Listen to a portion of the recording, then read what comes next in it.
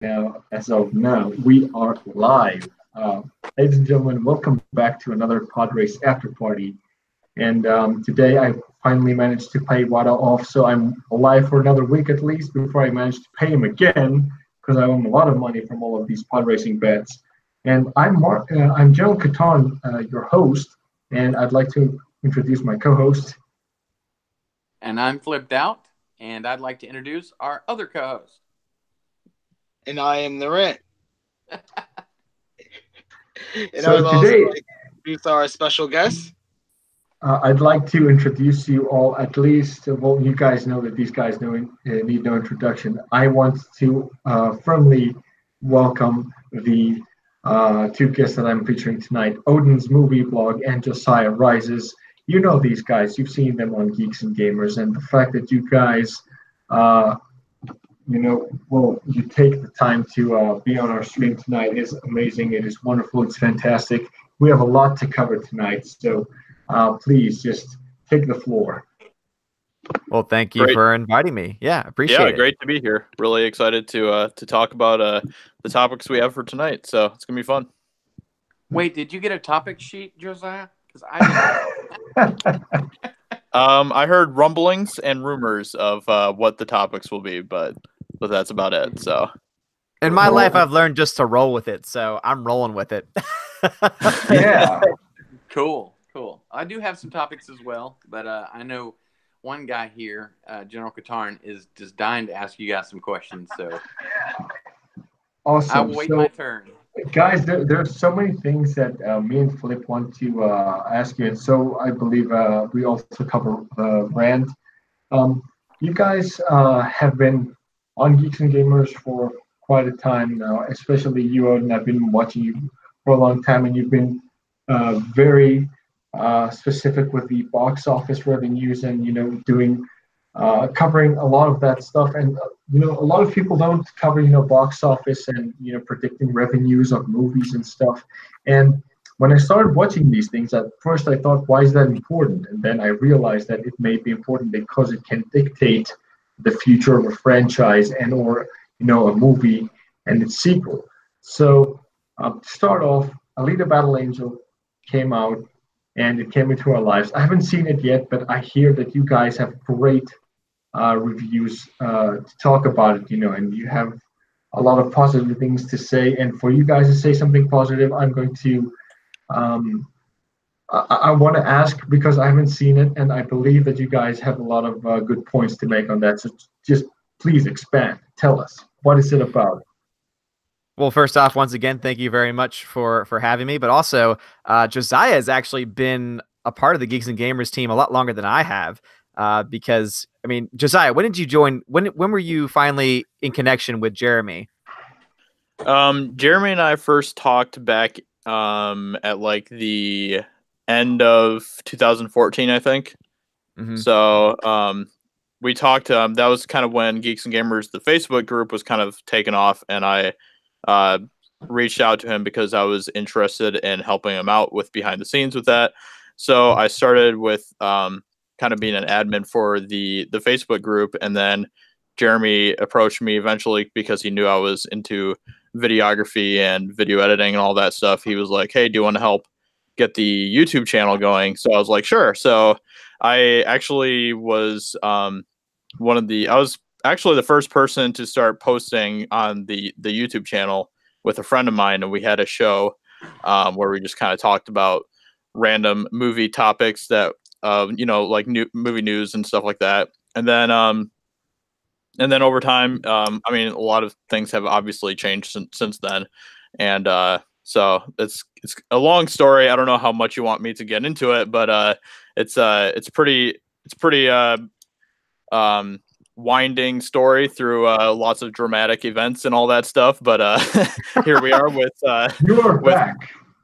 With yeah, exactly, with a much bigger audience than when I left about a year ago, and it's great to see just how much the community has expanded since then. So yeah. And now Jeremy is also parading us around as his two token white Christian men. So it's fun. Exactly. Yeah. Wait, Odin, you're a Christian? I thought that you were an Asgardian. I actually I know, right? I know. I'm a Norse god, and yet somehow I'm a Roman Catholic. I don't know how that worked out, but yeah. But sorry, getting back to the question with Alita. Alita, and just to give kind of a history with my own thoughts on Alita, when the first trailer came out, I thought it looked awful. I just was not into it at all. The eyes, I could not get over. I just, also the fact that James Cameron's name was plastered over it, I was like, oh God, it's going to be Avatar all over again. And I've made it no secret that I despise Avatar, and the biggest reason why is because the story sucks so much. I mean, I'm sorry, I can't get over the ponytails, having sex, but also being used to ride animals. That's for a whole other day. So I was thinking to myself, oh God, it's going to be Avatar all over again. It's going to be this huge 3D push. And so I didn't want to see it. But then all of a sudden, out of nowhere, it came out. And then everyone just started contacting me. Odin, you have to go see it. It's good. No, Odin, there's no SJW politics in it. It's just good. It's solid. I was like, all right. I'll go see it. So I saw it. I decided to just go full out with it. I saw it in the Dolby 3D theater. And to say that I was blown away is an understatement. I came out of that film freaking converted. Like, seriously, I came out of that movie and I was like, why in the hell did I ever downplay this movie? And the biggest reasons why is because the story is good, the character arcs are great, and the visual effects are just absolutely stunning. You forget the eyes after like 3 minutes. You get used to it very quickly, and then pretty soon you realize that it just works for her character. It works for what they're trying to present with her character, and it's just a well done movie. It's very rare in Hollywood that you get a giant budget film. $170 million is how much it costs to actually make the film. It's very rare that you get that kind of a film, and that you also get a good story out of it as well. And I know it's based off of a manga, so I know that they didn't come up with it on their own, but the fact that they were able to adapt it and get not only just general audiences excited for it, you know, maybe not in the United States, but at least around the world, but also too people who are fans of the manga to say, finally, we have a good manga anime adaptation, which is something I don't think anyone ever thought would ever happen, is incredible. It's amazing. It really is. Yeah, I'm taking the kids tomorrow. I'm really looking forward to it. Everyone's saying good things about it. Yeah, it's great. Yeah. I love it. Yeah, I think you guys will have a blast, especially the kids. I think there's, you know, the action scenes are so good in the film, and yeah, the visual effects just in general are just blew my mind when I saw the film. They were so good. So I heard there was one scene that just did not quit. I mean, I don't know if it was one scene. There were a couple times when I was just thinking to myself, "Oh my goodness, this thing is amazing." I would say though, since you brought up the kids, just be warned, there is one F-bomb. However, it is probably the greatest F-bomb I have ever seen used in a movie, to the point where even I'm like, you know, I try not to, you know, on my channel, I don't curse. I try to always avoid it in my everyday life. But I was like, yeah, dude, that's right. Yeah. You tell them. It was great awesome. moment. Yeah. Well, my kids are a little older, so that shouldn't be a problem. Okay. Just making sure. I hear kids. I'm a high school teacher, so I hear kids, and I'm just like, oh, be careful. Good. I appreciate that. Yeah. Yeah. I mean, obviously the film has issues, but Alita is seriously one of the best female characters I think I've ever seen. She's really, really up there, and it was just so great to see her on screen. And Rosa Salazar did a phenomenal job with her. I haven't seen it since the first time I saw it, but I just can't get it out of my head. Like, I just love the movie so much, and Alita is just fantastic. I love her so much. She's great. Yes. So how do you? I don't know if I'm interrupting, Katarn. Did you want to say something? Not really. The thing is that you guys have such a positive review on it. Really encourages me. I haven't seen it. I really have no idea of it. But the thing is that I want to see this because you guys, your opinion really counts in the community right now. And the same thing happened with Aquaman. The same thing happened with Wonder Woman. And I'm going to give you guys an example. I'm no manga fan. Not that I hate manga, but I'm not just into it, you know. And I wasn't that much of a DC fan. So when I saw Wonder Woman, I'm like, wow, this is really, really good. And at the time, we saw, the Captain Marvel hype, coming around. And I thought that, hey, I'd be really excited to see Captain Marvel and stuff because, she looks cool and stuff. And then, the whole shilling happened. And I don't want to focus on the shilling, but basically I want to focus on a good movie, and Alita Battle Angel is a very good movie from what you guys were telling me, because it's something that doesn't comply to the SJW stereotypes and what they want to see, and they're just practically just taking a dump all over this movie because it doesn't fit their narrative, and because it's just a good movie for being a good movie's sake, like we all in this panel want to see. So when I saw the DC EU, what they were coming up with. I haven't seen Aquaman yet, by the way. So I want to see Aquaman as well. So I'm pretty sure that it's going to be a great movie.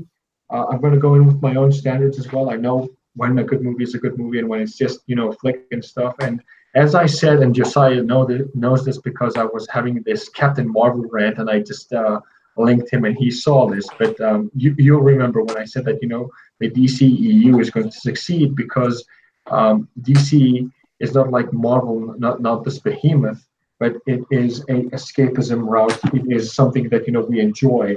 I mean, like Justice League wasn't like the Avengers. It didn't have this grounded reality thing that we were looking in the Marvel films. And DC right now is just this over the top comic book movie escapism film that we all enjoy, and the people are just giving it flack, and they don't realize that this is the reason why we're watching comic book movies. We're watching grown adults wearing these tight spandex suits where they're just having these over-the-top powers.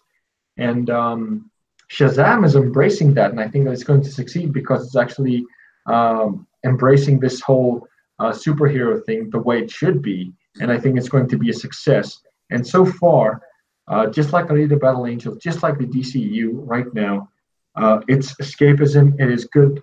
It is something that fans enjoy, and it is it's a breath of fresh air to us moviegoers, because being woke right now is something that we don't need. We don't need politics, especially in comics and in Star Wars and in Star Trek and in all of these things. But that's why Alita didn't focus on SJW politics. It didn't focus on any politics from what I've heard, and that's what made it enjoyable. I don't know if I'm wrong. No, I mean go ahead, Josiah. That's exactly the case with Alita. It's they don't ever get into the identity politics of our movie is led by a woman. They don't ever fall for that. They just tell her as a good character in the movie, and I think that it kind of fries the NPCs' brains a little bit because they don't know how to respond to that. So No, yeah, absolutely. And I think that, like, to me, the reason why I've been so hyped on this film is not just because it doesn't have identity politics, but it could have. Like, yeah. I look at everything this film has, and I think to myself, had someone else made it, had someone else been behind the production, this film could have taken a very different turn. I mean, not only do you have just a strong female character, which automatically, unfortunately, in today's world is oftentimes turned into a talking point, but also this is something that is not often discussed. I mean, the ethnicity of the lead actress. That is something that I think in any other franchise, in any other studio at this point, would probably have been front page news saying, oh my goodness, this lead role is being done by someone who is Hispanic, by someone who is, from, and I'm just thinking to myself, like, God, they could have done all of those things, but they didn't. They instead said, we're going to focus on this character, we're going to focus on this story, and we're going to put all of the money into that and the effects. And that's why it works. That's why it just delivers in so many ways, because not just because it doesn't have that nonsense, but because it could have, and it decided not to. And what people want more than anything is to be entertained by the movies. And that's why this film does that. And it's just so sad that American audiences in general are usually just turned off by these types of films. Not the films that don't have politics in them, but rather films that deal with anime characters, anime stories with this type of animation, and unfortunately doesn't appeal to Americanized audiences, which is sad. But luckily, it's kicking butt in China, which I think is going to make up for that. But we'll see. So this raises a question. So do you think that the producers of this film took upon themselves to make themselves aware, in a sense that, there has been this backlash with all of these SJW politics going on, and they said, okay, you know what, we want to make a film just for film's sake. We don't want to make the lead character, which is a female, her ethnicity or her gender or her sexuality, for that matter, a focal point on the story, but we just want to make a good movie. So do you think they took advantage of what's going on around, and they decided to go the other direction just to avoid the backlash? So do you think that in a way it's a smart move on their part? I think that basically this is why I think that it's a good movie, because anyone can be woke today.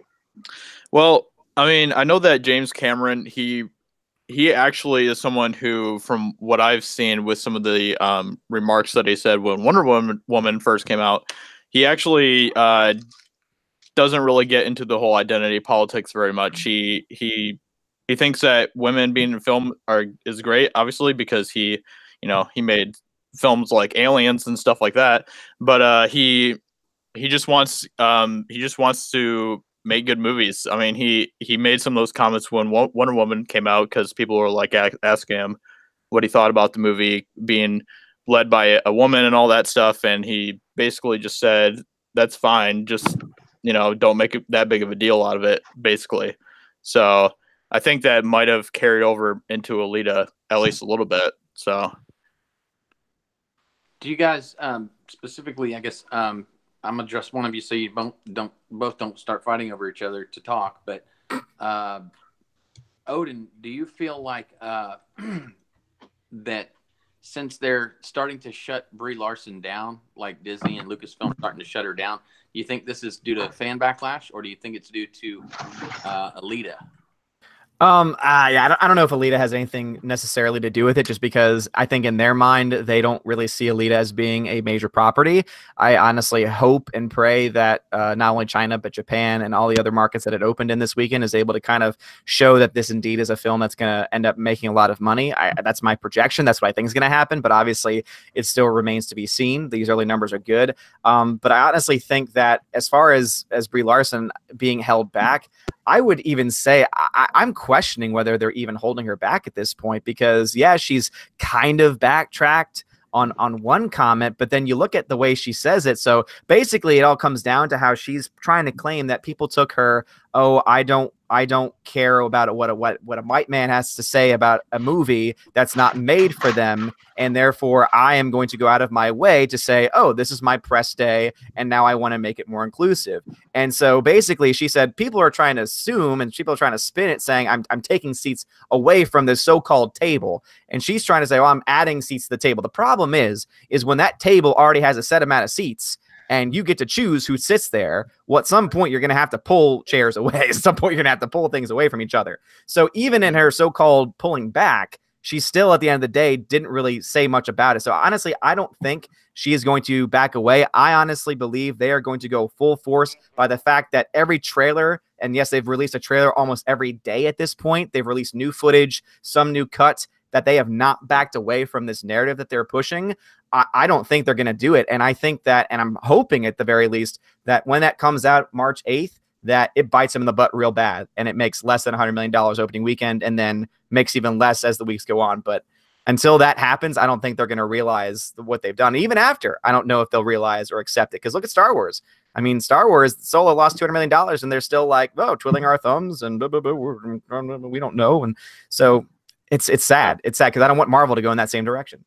Yeah, Alan Horn's saying that it was bad media representation that Solo failed. Plus, I'm getting conflicting articles, from like Comic Book Movie and IndieWire and places like that are saying that Brie Larson is being asked by Disney to, basically shut up. But then I'm also hearing that at the same time that exactly what you're saying. The Brie Larson, they're not saying anything to her. So it's like, which is it? You know? Yeah, I think it might be a bit of both. I think there are some people, I mean, again, because obviously it's never going to be one-sided. Like even with Disney Lucasfilm, for example, I don't believe for a second that every single person working at Disney Lucasfilm are all of the same ilk or all of the same mindset or philosophy. I think it's a broad range, and that goes for any studio or company. So I think what's going on right now with Marvel is there are some people looking at the media, looking at Twitter, looking at all these social media platforms and saying, this is not doing well. There are videos being posted that are getting thousands and thousands of views. There are channels growing because of this story specifically. And this is not looking good for us, because the old adage was, oh, you know, any press is good press. Well, when that press might result in people staying home on the day that your movie comes out, that's not good. So I think there are some people probably trying to say, hey, maybe you should watch what you say, lighten it up a bit. Don't change, but lighten it up just a little bit, while there are probably others saying, oh, no, it's fine. We've already marketed it this way anyway, so go ahead and continue. I think there's probably a bit of both going on. So I think both are true, to be honest. Well, if you guys take into consideration that I really believe at this point, and I've seen Josiah and Odin and also Jeremy, I've seen your videos, and basically what you guys have led me to understand is that, you know, that Brie Larson is being allowed to behave this way. Now, if we take it back about 2017, when The Last Jedi came out, Mark Hamill said, you know, he fundamentally disagreed with Rian Johnson, and he basically gave a lot of opinions on The Last Jedi on how he disagreed. And then Disney, we all know that at some point they kind of told him, you know, hey, Mark, stop disadvertising our product that much. And so he basically came out with a tweet recently, and he said that, you know, Rian Johnson made a fantastic film and something like that. And we all know, we can all see his facial expressions, we can all see his interviews, his voice tone, and we're not stupid. We can see that Mark Hamill disagreed with The Last Jedi. So what I'm trying to get at is that if Disney wanted to tell Brie Larson, hey, you know, tone it down, they would have, just as they did with Mark Hamill when he was giving a lot of flack for The Last Jedi. So they're allowing this, and this is why we are all opposed to Captain Marvel, because she is going woke on purpose. You know, I agree with you, Katarn. I think that they definitely changed Mark Hamill's non-disclosure agreement after The Last Jedi. I mean, he definitely got real quiet, don't you guys think? Oh, yeah. Well, yeah. I definitely think that there is some... Yeah, go ahead, Odin. No, what I was going to say was that also I think that I don't necessarily think it's that he changed his mind or his tune. I think it's that he started playing a different game. Because what was fascinating is when you actually look at the interviews that they did, you know, talk about the body language and everything like that, everything about the movie that he said in a negative light or could have been conceived in a negative light was only about Luke Skywalker. Because if you go to any one of those interviews, it's always, this is not what Luke Skywalker is. He says it clearly. This is not Luke Skywalker. This is not my vision of Luke Skywalker. So he might now be saying the movie or Rian Johnson did a great job. But I don't think, at least, and again, I could be wrong on this, I don't think I've ever seen him at this point say that what he did with Luke Skywalker as a character was a great decision. And I think that that might be where he's trying to get past it, saying, oh, I'm going to be critical of the character and say, I don't know what the hell is going on here, but I'm going to talk about the movie in general terms in a positive light, because obviously he's under contract. I don't know. That's just me, though. Yeah, it sounds like that. Odin, there is, sorry to interject, there's a question for Odin from Master Jonas 93. He's a fellow Greek. So we Greeks are very into our EU, so he's asking, Odin, which EU story do you plan to read after Heir to the Empire?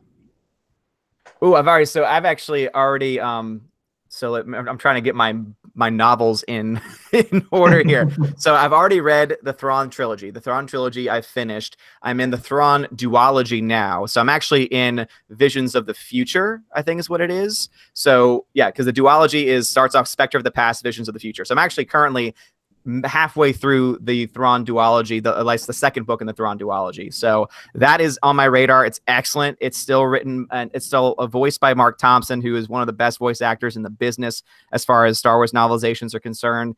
Written by Timothy Zahn. So it's absolutely fantastic. And then after that, I'm going to try and dive into Darth Bane and Darth Plagueis. Those are like my two other options that I'm looking into right now. Plagueis, you should read that book. I'm currently reading Plagueis, and it is a masterpiece of how everything. It's like a fantastic precursor to episode 1, and it gives a lot of like.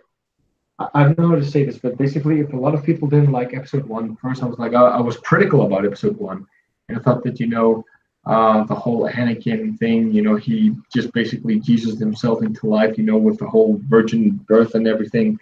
And, everyone, and I know even the prequel lovers and haters have a lot of problems with episode 1. But when you read Plagueis, and I guarantee you this, when you read Plagueis, it will make a lot of sense. Unfortunately, it's Legends, but to Disney, Legends make sense, and they don't have a need to make sense. But it is a fantastic book.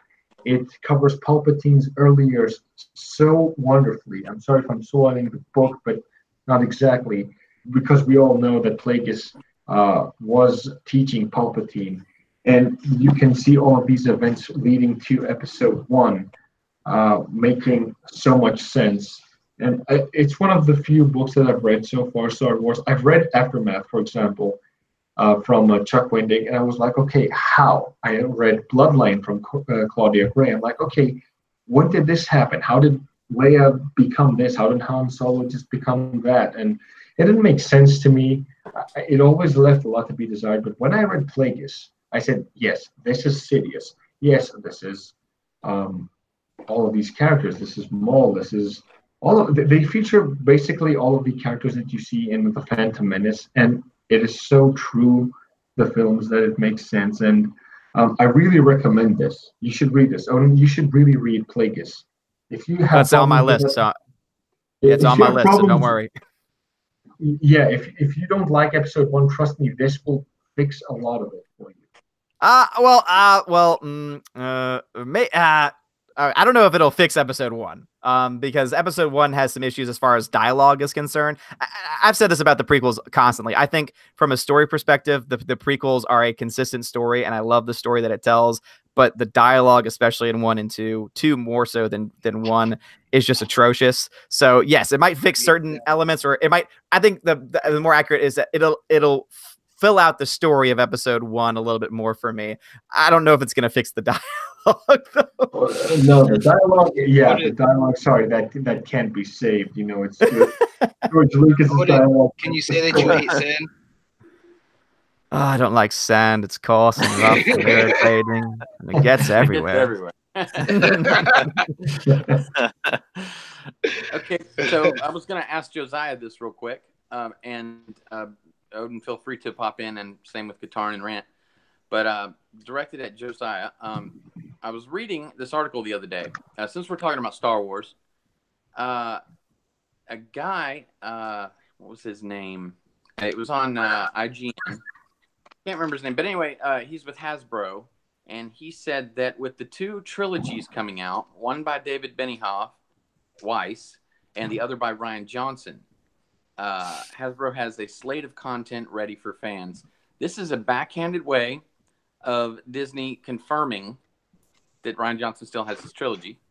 So I wanted to get your opinion on that, Josiah.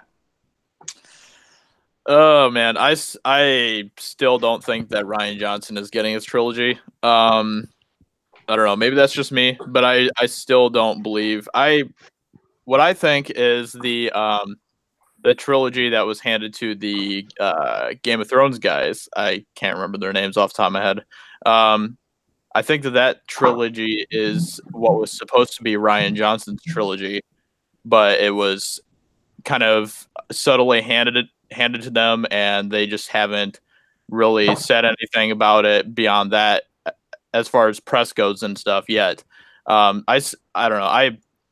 I maybe I'm wrong, because I know that I just saw today something about J.J. Abrams came out and said something about how the negative effects of The Last Jedi haven't affected him at all as far as the way he's making episode 9 and all that stuff. Yes, he So said I don't know. about 3 or 4 months ago, and he reconfirmed it. You're right. Yep. Yeah. So yeah, I don't know. I still don't think that Rian Johnson's getting his trilogy. I really don't. I think that there's going to be some sort of announcement, or maybe they're just going to kind of try to brush it under the rug somehow. I don't know, but I really don't believe that they're going to give him his trilogy. I think Rian Johnson's just really delusional in a lot of ways, and I think he just wants to keep on spreading that narrative as much as he can, just to kind of make himself feel good or whatever. So it keeps his name in public, because remember, he's got that movie Knives Out coming out. So I think that it's totally a way to just to keep his name in the discussion. But as far as his trilogy, I mean, there really is, you need to have an actual script in place and characters in place in order for there to be toys. So there's definitely not any toys ready for this. And I'm looking at a CNBC article from the other day, and basically what they've said is that after 2019, there's really not going to be any new toys coming out for 2020, because they'll just continue to sell, because there's nothing coming out in 2020. So basically what we do know is that we're going to get episode 9 stuff, and this has all been revealed for an October 4th release. It's some Triple Fours Friday is what they announced it as. So we know we're going to get episode 9 stuff. We know that we're going to get the Jedi Fallen Order video game stuff and the Mandalorian. Those are the only 3 things that have been confirmed as far as them actually coming out, and as far as we actually getting something. Now, we do know that the production, or at least the writing for the trilogy that is going to be done by the Game of Thrones guys, is indeed in the works. That's been confirmed by the HBO guys. But as far as, other than just people saying, oh yeah, it's still on, there really is no real definitive confirmation that Rian Johnson's trilogy is on. It's been almost a year and a half already, and beyond just Rian Johnson saying, yeah, I'm still doing the trilogy, we really have not seen anything at all. It's been almost a year and a half. We should have at least something, concrete evidence by now, letting us know that it is indeed still happening, and we have literally nothing. So, and I think they're going to wait until episode 9. Yeah, go ahead. You do have something concrete. Rian Johnson's head itself. That's true. But what I was gonna say was when it comes to with Rian Johnson, though, you have to understand that I honestly I'm hearing feedback. What I honestly think is going to happen is they're going to wait until episode 9, because I think that they honestly believe, I think there are people behind the scenes trying to convince them that Solo was a fluke, that Solo had nothing to do with The Last Jedi, that it was just a fluke. And I think that they're going to say, oh, episode 9 will be the true test. And I would say if episode 9 doesn't break the $1 billion mark, I think that they are going to be crapping themselves. And I think that's when you're going to start to see a lot more clarity as far as the future of Rian Johnson and also other projects as well. I hadn't considered that he's delusional. That's awesome. Oh, for sure. He absolutely is. When you make he a tells tweet lies about all the time, and nobody believes his lies more than he does. So when you make a tweet about 80s and sex and kids, you're delusional. And I don't know. You guys obviously saw his latest tweet where he said, Oh yeah, it says. Yeah, I have it up right now. Having sex is to 80s slasher movies as Skyping with your kids is to Top Chef. That can only mean my prescription to Xanax is running out. Please help me now. Yeah, he's a little bit of a loony. And I'm just noticing here on IMDb, I just looked it up. His untitled Star Wars trilogy, Episode 1. Beyond the only, as far as the production goes, it just says that it's been announced, and that is literally all it says about it. So, So yeah. So possibly after he gets his movie Knives and Blades and all that, whatever it's called, he'll they'll announce something along the lines of, or they won't even announce it; it'll just suddenly fade into the nothingness. That's what they do. I mean, they have not officially. They never officially announced. Here's the funny thing: there have been 2 major things that have been that have happened with Lucasfilm, that neither of which got a major press release from Lucasfilm directly. The first of which was Kathleen Kennedy's 3-year contract extension that was leaked. There's still not been an official press release that I can see that says the 3-year contract extension actually happened. And then the second thing is Carrie Hart leaving. Her page was just, evaporated, just disappeared. And then all of a sudden a random report from somewhere else came out saying, oh, she has now started something else in a new venture and will stay on as a consultant. And so once again, no official word from Lucasfilm or Disney from any of those things. Good point. Very good point. Well, I have to ask a question to the whole panel right now. So it is no secret that Solo bombed because of the Last Jedi backlash. So I'm asking you guys, okay, let's say that the Last Jedi was good and then we got Solo. Okay, let's just say that we got brainwashed from the Last Jedi and then we came to our senses in Solo. And you, Josiah, you saw Han Solo shouting with Chewbacca, and then Odin noticed that, hey, we have a SJW droid talking about equal rights. And then Rand and Flip find out that, hey, Lando is a pansexual and he has sexual relations with his droids. And then me, who was a Millennium Falcon, finds out that, hey, all this time about the Millennium Falcon, it's a feminist droid that became part of the Millennium Falcon. So what you love about the Millennium Falcon is basically L3. So my question to recap is, The Last Jedi sucked. People say that because of The Last Jedi, Solo bombed as well. So with all of these messages, because when the Last Jedi came out, Solo was still in production, so that meant that they still meant to pass these scenes and messages and footages and whatever it is, they still meant to give us this movie. So do you think that the backlash would start after Solo? So do you guys think that Solo was doomed to fail? Anyway. Yeah. I think it was doomed to fail. Yeah, Yeah. Josiah, you recently saw Solo. You recently saw it, and just like me, I had a lot of I agreed with a lot of your points.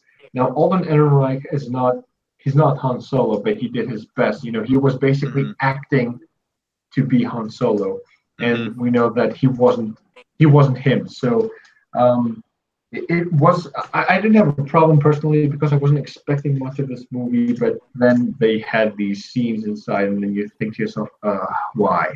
So was it doomed to fail? What do you guys think? I haven't asked this question before. Yeah, I mean, I think that there's a lot of factors that attributed to the failure of Solo. I don't think it was just because of the fan backlash after The Last Jedi. I think a lot of it had to do with people not even really caring that much about this story in general. I think that I do think that part of it was the how soon after The Last Jedi definitely had a part of that problem as well, with the all the drama after The Last Jedi, and then having Solo only a few months after The Last Jedi came out. I can't even remember what month Solo came out in, but I think it was May. Wasn't it? May? It was okay, May. yeah. Because, they made a whole deal saying, it of course it failed because it came out in May, and then obviously they were like, wait a minute, we've had Star Wars movies come out in May before, and they've done well. That so I do think that the backlash was was definitely a part of it, but I don't think it was the only thing that attributed to the failure of Solo. So. Yeah, I would agree. I would second that because there are multiple things going on. For starters, it's a movie that most people didn't want, so it already had that working against it. Secondly, because of Kathleen Kennedy, and this is the reason why I think Kathleen Kennedy's out the way too, is because she's shown herself to be an idiot when it comes to just production in general. She decides to fire the directors 80% of the way through filming, bring on someone else, reshoot it all, balloon the budget to a point where it needed to make a crap ton of money just to break even, of which, of course, it didn't reach. And so that was going against it as well. Add on top of that, the fact it came out about 5-6 months after The Last Jedi. I mean, all of these factors together added to it. But the reason why The Last Jedi is still a factor is because when you look at all of the Disney released films, the second to least grossing film was Rogue One, which made a little over $1 billion. What doesn't really make any sense to me, and this is the reason why I don't think Disney can really justify this. How is it that you have a film making $600 million less than any other film? Like at least $600 million less. Like, where did that money go? Where did those people go? The people that showed up for Rogue One, the people that showed up for also, I would say another movie with Rogue One that some people probably were like, I guess I could see this movie. It's going to have some tie-ins to, you know, A New Hope. So I guess I'll see it. Solo, I feel like it had kind of the same kind of mindset of, oh, well, I guess I'll learn more about Han Solo. But to me, there's too much money. $600 million is way too much money for there just to be, oh, I don't want to see this movie. It's people saying, I am staying home and I am refusing to see this. That's what that kind of money, that's what that was saying. Yeah, I mean, I remember even when Solo was announced before The Last Jedi even came out, most of the people that I talked to were not interested in the movie at all. Yeah. Did that have anything to do with China, Odin? Oh yeah, well yeah. It's a funny thing with Solo in China. They pulled it. So not only did they pull The Last Jedi out early in China, they pulled Solo out even earlier because it did nothing. So a fun fact: when we look at the bottom 3 highest grossing Star Wars films under Disney's watch in China, the last one the one that made the least amount of money was Solo: A Star Wars Story. Right behind it, or rather, one that made just a little bit more than it. Guess which one it is. Guess which one? Well, Last Jedi. The Last Jedi. Rogue One made more than The Last Jedi did in China. So that should tell you a lot. And so that's why many people suspect that when you look to Alita, people are going to show up to it because it's a good movie. And all of this press that Captain Marvel is getting right now is going to bomb that China because, and I've had a lot of people like, you know, I don't know if they're from China, but they claim to be from China. And they say, we do not accept this kind of nonsense in our movies. We do not show up to support these movies. And so I take them at their word. And if that's the case, and this doesn't make money in China, oh boy, they are funny. That's funny because have you seen some of the movies that come out of China?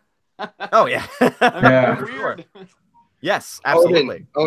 Odin, I'm sorry to tell you this, but can you tone down your beard? Apparently, you know, the rookie can hear it from where he is. All right. Well, rookie can go back into his corner and start taking some notes because he's still a rookie. Yeah, he's no rookie. He just claims to be. How does that bode for episode 9 in China? I think that's the number one question because I mean they did. And this is where it's interesting to me is because you had someone in China, or rather you had someone as a part of Rogue One come out and say, I forgot the actor's name, who said, oh, well, the reason why China's audiences aren't showing up is because they didn't grow up with Star Wars. Okay, that would make sense, except when you look at what The Force Awakens did, The Force Awakens made $124 million in China, which is nothing to snuff at. That's a lot of money. That's a good chunk of change right there in China. And it just kept going down and down from there. And I just honestly think that it's going to be interesting to see where episode 9 falls, because if episode 8, got pulled early from China because it was not producing nearly as well as The Force Awakens did and only ended up making, 42 million in China. I mean, this episode 9 could fall anywhere between that. And if it, to me, falls under that $100 million in China, it doesn't even make $100 million, which is very likely at this point, because I think China's kind of given up on it. It's not good. It's not good at all. And ironically, China's most of China's communist, and so funny. The communist agenda doesn't work in communist China. Interesting. Oh, I never thought of that. I never actually did. So I guess we can say that we're happy that they dropped the Kenobi and Boba Fett rumored standoff films. I made a video on this, and I said that in the end, if they cancel this, thank God, because could you guys imagine under Disney's vision right now, under the SJW vision, what Solo would be? We know what Solo was, what Kenobi would be. So they would be like, okay, I need a vision. Obi-Wan Kenobi was having orgies with Jawas and Tusken Raiders because he was an LGBTQ supporter. and yes, his sexuality came out after his exile, and I think that that's what they would do. I really do. After Solo, after seeing Chewbacca and Han Solo showering in the same scene, I wouldn't be weirded to see that under Disney, under the same storyboard at least. I wouldn't be weirded out to see that. Hey, you know what? Han Solo. Boba Fett and Bosk had a homosexual relationship because diversity is our strength. And Obi-Wan, yeah, he didn't protect Luke. He was actually having fun with Jawas and Tusken Raiders. That's what they would do. That's what I believe they would do. I didn't believe that. When I saw that showering scene, I remember I was with my girlfriend. We had seen the original trilogy, and I said, honey, this is Han Solo, okay? This is him. And she said, yeah, he's Han Solo. He's Harrison Ford, and he's gorgeous and stuff. And I said, yeah, the actor we're going to see is not Harrison Ford, but he's someone new. And she said, it makes sense because it's like 4 years after. All right. So as long as he captures the essence of the character, he should be good. So I remember seeing her facial expression all the way halfway through the movie when we saw just about to the end when we saw who Enfys Nest was and all that stuff, and she was like, "Okay, where is the action? Where's the climax? Where's the crescendo of this movie? What?" And she was bummed out because she was expecting to see Han Solo. She wasn't a fan for long.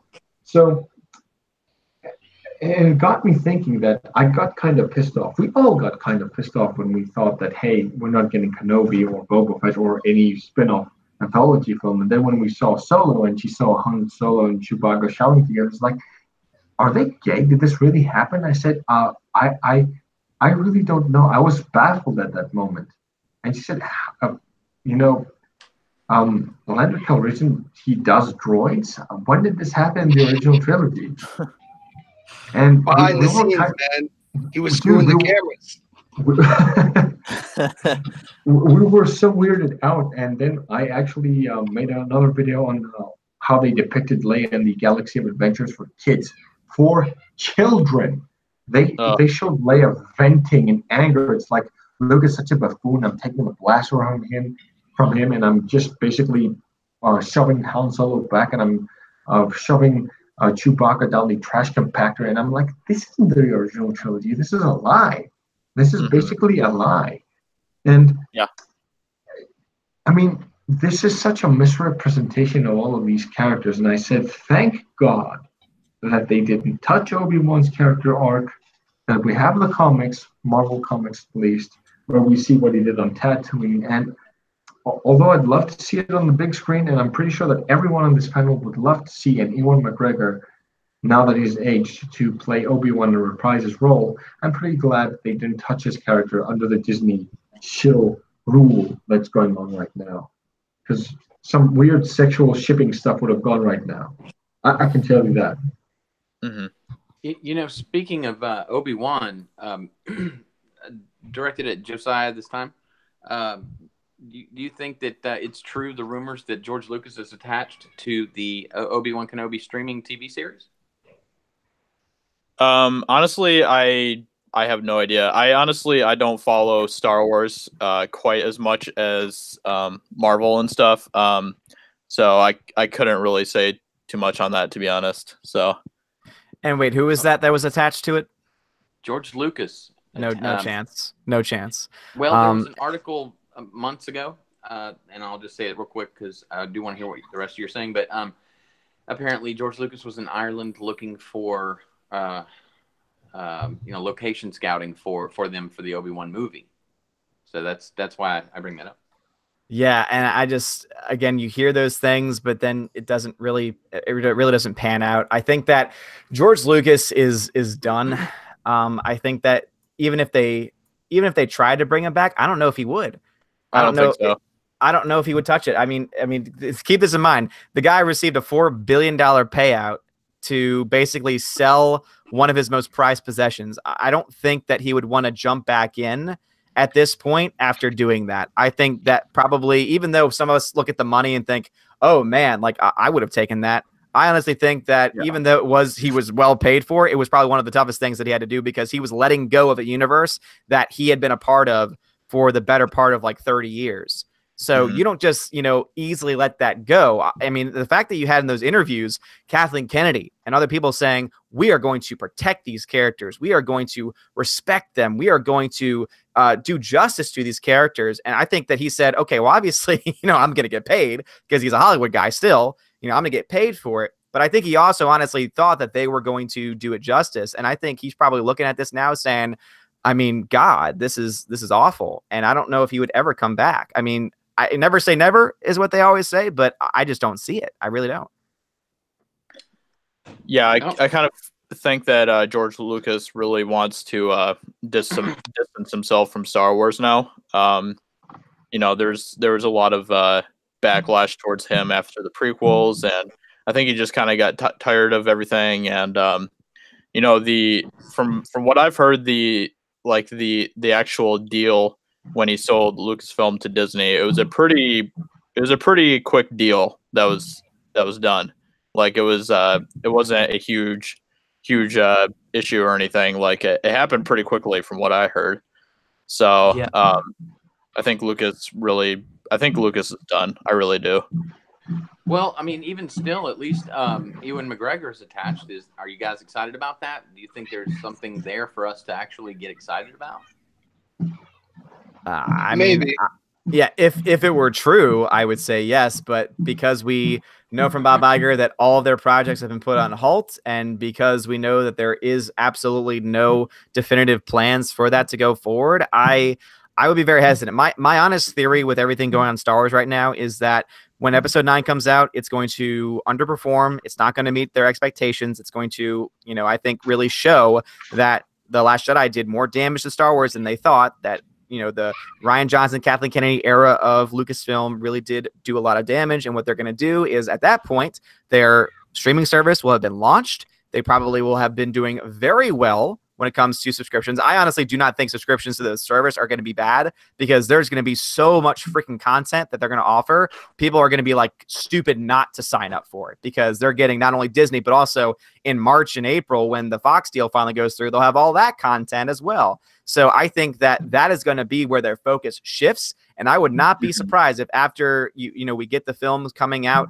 in, for Episode 9, if they start shifting a lot of their focus, money, and attention to putting out series for the network rather than future Star Wars movies. I think that we might, Episode 9 possibly, again, a lot can happen, possibly could be the last major release in a theater that we get for a while, I think. I really... Go ahead. Go ahead. Well, I was just going to say that, this goes right along with what you're saying. Let's say that that's true. No McGregor. But what if there is?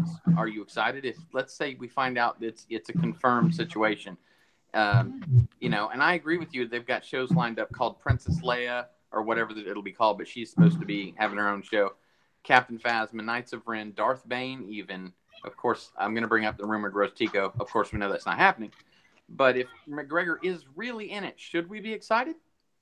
It depends, because obviously, I mean, it would be cool to see him back in the character, but it's more than just an actor. You need to have a director, a writer, a production staff. You need to have all those pieces working together, because at the end of the day, I'm sure there's plenty of examples. I'm not thinking of at the top of my head. I'm sure there are plenty of examples of films that had the right actor, but because nothing else was there, it didn't work. Oh, wait, I came up with one right at the top of my head.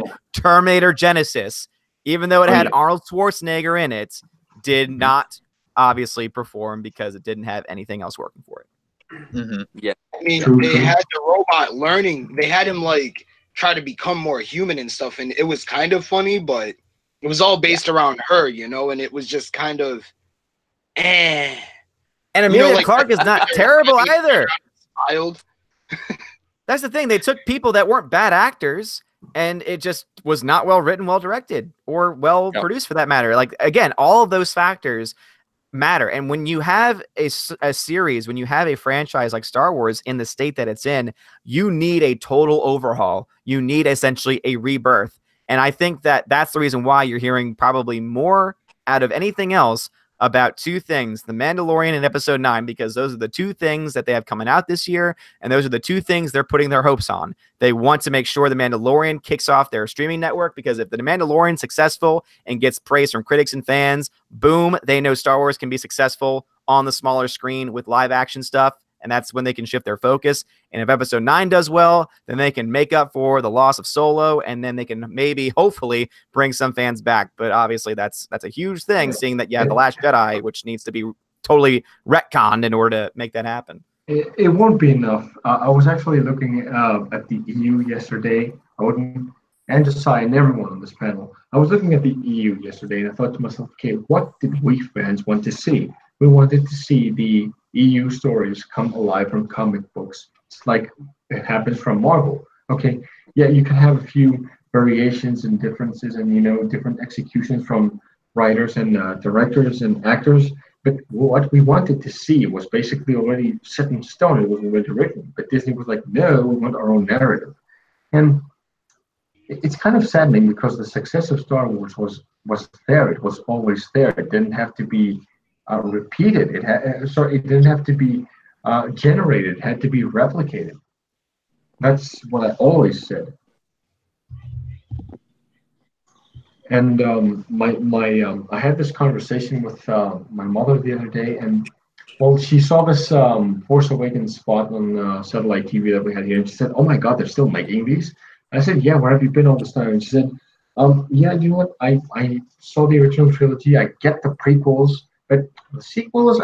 She said it's too much, and I said, "Yeah, but what do you mean?" Because I wanted to see what she was going at, and she said, "You know why they stopped Friends at season 10?" I'm like, "Okay, what does Friends have to do with Jedi, Star Wars?" And she said, they stopped the series because although it was a success, if they carried on with the story, it would carry on to be, too much. It would be too stale. It would be much of a chore, and they would, stagnate from ideas and stuff, and eventually it would lose its credibility. And now, for example, in Greek television, there are at least two channels that feature Friends episodes at least twice, 2 episodes every day, and they keep rerunning the whole thing again and again. And she said because they stopped it when it should have, and she said that the sequel trilogy is the same thing. It's abundant, it's redundant. Sorry, we don't need this. I mean, she said, okay, who is this character? Where is Luke? Where's the original cast? Okay, where's Anakin Skywalker? I said Anakin Skywalker. I said, okay, where's Luke, Han, and Leia? If this is the continuation of the original trilogy, where are they? And at that time, I wanted to take a shot of whiskey. I wanted to sit my mother down, and I said, Mom, you're not going to like this, but they killed off Han Solo in episode 7. And she said, they did what? They turned Leia into a Mary Poppins in episode 8, and they basically made Luke Skywalker a homeless slob that basically drinks milk of these giant walrus animals. And I showed her the GIF images, and she said, this is disgusting. How could they? What the hell? And she didn't know that Carrie Fisher died. And she said, oh my God. And well, after Rian Johnson, she said that made sense. And I just had this conversation with my mom. She's not a huge Star Wars fan, but she basically bounced these ideas off of me. I said, yeah, it makes sense. Episode 7, 8, and 9 are redundant. If you're not going to be talking about Luke, Han, and Leia and what they've been doing after episode 6, it's redundant. Yeah, hey, I mean, is your mom single? Nah. She sounds awesome.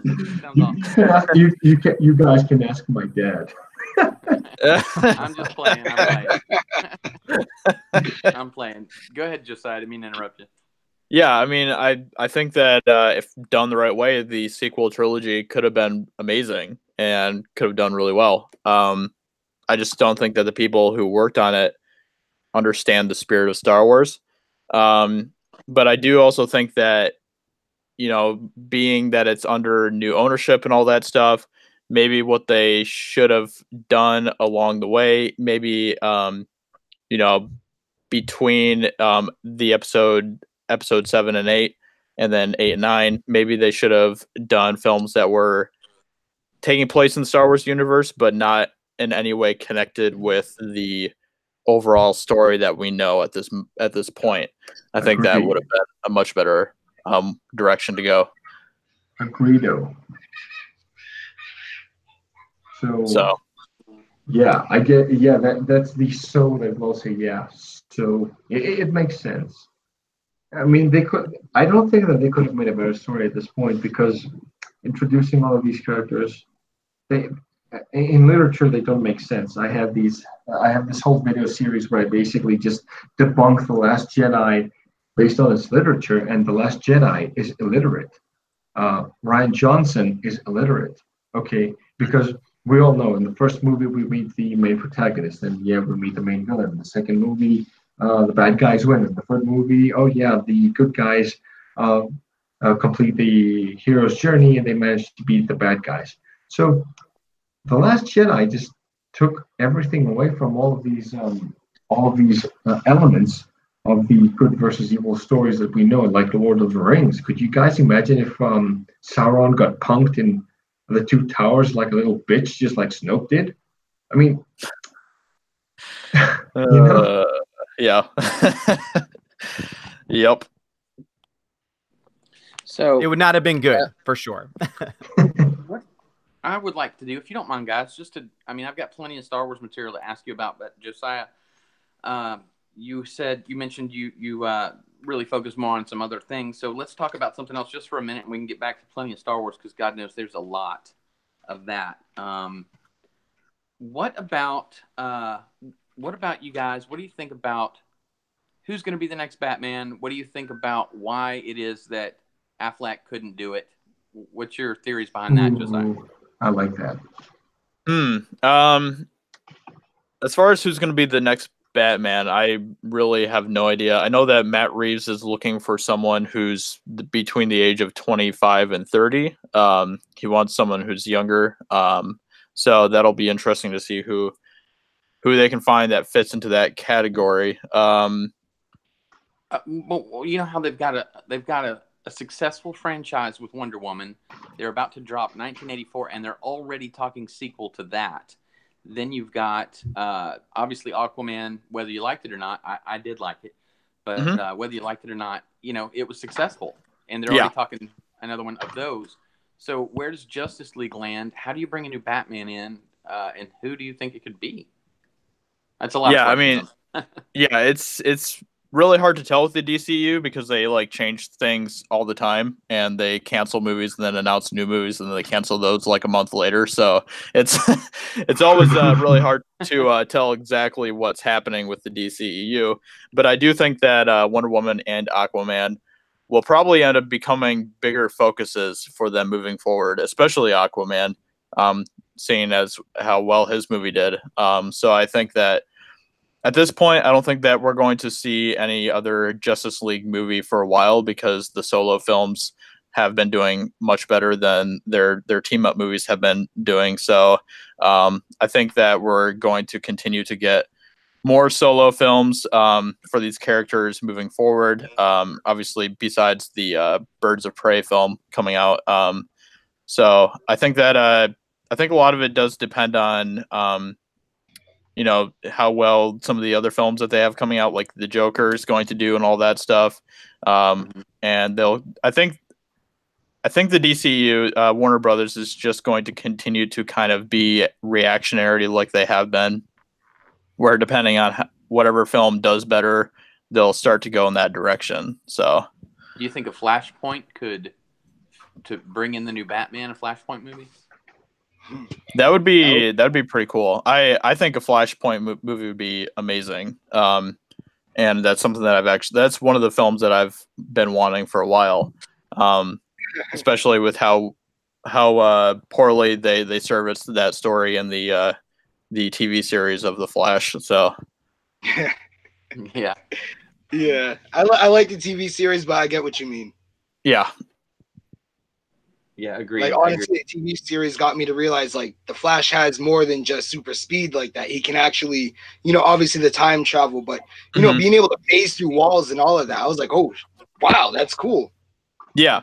I love the Flash, especially season 1 and 2, but I really do not keep up on that whole universe that much anymore, just because it's kind of just a shitstorm at this point. So I don't really pay that much attention to it, to be honest. You were right. It did become a shitstorm, and and they do cancel movies constantly. Yes. Odin, what's your take on it? Yeah, and I honestly, I mean, because we can look to Aquaman, and I was one of the guys after the first weekend in Japan, and rather in China, I was like, this movie's going to make $1 billion because it's just making too much overseas not to. And I remember everyone was writing it off saying, "Oh no, it's not going to make $1 billion." Wait, what's up? John Campea said it wasn't going to make $1 billion. Yeah, remember? Oh yeah, December is a terrible time to release a movie. Oh, it's not going to make $1 billion. Yeah, I'm glad that one aged well for him. See, that's why. Yeah. Speaking of John Campea, I gotta say, I just got done humping my cousin, and it was great. Oh, good job. Lord. Oh, Yeah, good job. Yeah. Thanks for living up to that stereotype. Lord. But no, what's interesting to me is that I think that was really capturing lightning in a bottle. I think that their release strategy for that, releasing in China first, was a great move. And obviously it paid out for them. I think the fact that they got an extension in China alone helped a large amount and really helped them get well over that $1 billion mark.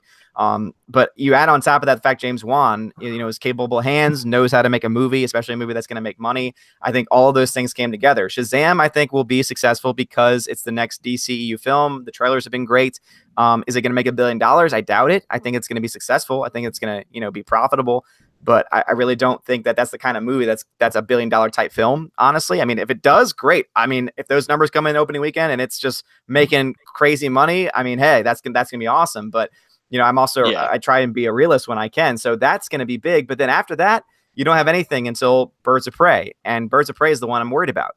Birds of Prey is the one that has the same screenwriter for Bumblebee. And I know some people like Bumblebee, but Bumblebee's script sucked. And the overall story was not good as far as like everyone focuses on a couple of scenes, but the overall story itself was just not well done. And she is the one writing Birds of Prey. Birds of Prey to me has a very similar feel to a almost exactly to me, but even more so as a Captain Marvel, where it's like, oh, it's all women cast, and the director is woman, the story is done by a woman, the producers are all women, and it's just like, to me, I'm like, oh boy, this could potentially be problematic. I'll wait for the marketing. Obviously, I'm not going to say anything until the marketing. Then you got Wonder Woman 1984, which I think will be fine, and then you have this question mark, the Batman in 2021. So I honestly think at this point, what the DCEU needs is they need a showrunner. They need someone at the top. They need a Kevin Feige. Kevin Feige is the reason why the MCU has been so successful for so long, because they had one person at the top who knew what he was doing, who knew how to delegate, who had a vision for the future. That's why it did well. The DCU doesn't have that because they had Zack Snyder. And I know there's a lot of Zack Snyder defenders out there, but I'm sorry, he sucked at running a universe. He sucked at getting all these things put together. That's the reason why you had films lost. Seriously, Justice League lost money.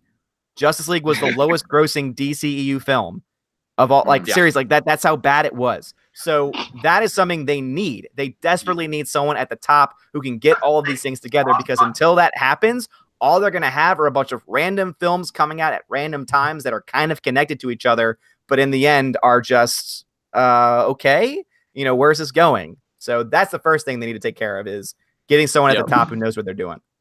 So, and it can't be necessarily like someone who's like a filmmaker. It has to be someone who is like more of a producer type of role. Yes. In that too. So. Yeah. Absolutely. Do you guys think that James Wan's reaction to Aquaman also helped the promotion of the film? I mean, every time a film comes out, people ask the directors, how they perceive the critics and the audience, their reactions. So at the time, when The Last Jedi came out, Rian Johnson was pretty much a prick against his fans. And then when James Wan was asked for Aquaman, and a lot of people disagree with it. I mean, if you watch The Dishonored Wolf right now, he pretty much hated Aquaman. He said, I hated Aquaman, it sucked and this and that. And James Wan's response also applies to him as to many other fans. It says, hey, if you didn't like the movie, I'm sorry, this is what I made. So he didn't say deal with it. He wasn't, snarky or sarcastic against his viewers, but he was basically a gentleman. And then you see Rian Johnson calling us all assholes and stuff because, we didn't like Admiral Holdo. And guys, t-shirt idea, we should make a picture where we have Poe Dameron say, quote unquote, I mansplained to Holdo. This is a fantastic idea. I mansplained to Holdo. I mean, that was Ryan Johnson's vision. Okay, and from what I see here on Twitter, he had inspirations from different World War II based movies, and he didn't get inspired from Star Wars. And yeah, it's sad that he didn't. But okay, what can you do? This is what we got right now. It's like dealing with an unfortunate death or finding out that some family member is going through some crisis or health issue, and we have to live with that. And basically, the sequel trilogy and episode 8 specifically is something that we have to deal with. I mean, like, we've had 7 great movies. I'm going to put The Force Awakens in it, and I'm going to put the prequels in it, and then we have episode 8. And unfortunately, not everything can be great, not even for Star Wars. And we were deluded in the fact that thinking that, hey, Star Wars could get away with it. Not even Star Wars can get away with it. Yeah. Yeah, you got that right. That's true. So I read earlier, not to change the subject again, Katarn. I was wanting to ask, I still wanted to retain this subject, if that's okay with you guys. Yeah, sure thing. Matt Reeves is looking for a Batman in his early 20s. One of the questions I was putting to you guys, and it's hard to think of actors and actresses on the spot. I'm asked that all the time. Hey, what do you think about this person being, or who would you choose? But Joey Lawrence was one guy that I don't know if you know who he is, but they're looking for someone in their early 20s. Is there anybody that you guys could imagine in that part? And also, would the Flashpoint movie be able to bring this franchise together? And I know what you said, Josiah, about how it kind of they're dropping movies, they're making statements that they're going to make a movie, and it does constantly change. But in your opinion, I guess who could you see playing the part? Obviously, Chris Pratt is not, I don't think, a very good choice. But someone in their early 20s, I guess. Do you see anybody like that? I heard last night on my stream somebody said, "Oh my God, who's the guy? Zac Efron." He could play Nightwing at best. At best. Yeah. Yeah, Nightwing. I'm looking at a list right now from comicbook.com. They have Riz Ahmed, Armie Hammer, Darce Montgomery, Tyler Hoechlin. Wow. Okay, no. Ryan Guzman and Michael B. Jordan. Okay, I'm gonna stop reading this list now. So, guys, who do you think would be a suitable Superman? I'm really starting to get invested in the DCU because right now, it's all about policy, and the less shill and soy I have to face in my life. I mean, I cook soy-based food in my cuisine. I don't need it in my movies because eventually it's all going to turn into estrogen, and I'm going to lose my masculinity, which is toxic. But what can you do? So, who is a suitable Superman according to you guys? Well, before getting to Superman, just touching on the Batman question for a second. Sure. I would not, and again, I say things sometimes because I like to get rises out of people, but I am going to defend Zac Efron, and the reason why is this: Zac Efron. No. In all seriousness, that dude has surprised me so much. I never thought in a million years that kid from High School Musical would end up being a pretty hilarious actor. That guy has screen presence. I don't think anyone can deny that. I've seen some of his dramatic stuff, and the dude can pull it off. Now, let me just throw this out there. I remember when Heath Ledger's name was thrown out there for the Joker, and everyone was like, "Oh, that guy from A Knight's Tale. Oh, that heartthrob. There's no way he could ever do it." Everyone wrote him off. I will say this much: people will surprise you. And Zac Efron, to me, has a similar type of mindset and a similar type of elasticity, meaning that he can pretty much be whoever he needs to be. I wouldn't write him off. Would he be my ideal choice? Hell no. But I would not totally write him off either. So that's where I stand. I have a question. Well, no, go ahead. Go ahead, Flip. I was just making a joke. Yeah, go ahead, man. Oh no, make your joke. I want to hear it. Oh, I said we're all in this together. I mean, I don't That's have great. a problem with Zac Efron. I think he's turned into a great actor, and I'm really excited for his Ted Bundy film. What's Extremely Wicked, Shockingly Evil, and Vile is what it's called. I think he's going to be amazing in that. Especially since it's pissing so many people off. I love it. Yeah, exactly. Yeah, it's great. It's great. I feel like he'd be. I don't know. I guess he does have this certain charm about him that would probably work actually, for the role. And Who yeah, is this? Zac Efron. Oh, okay. Yeah, go ahead.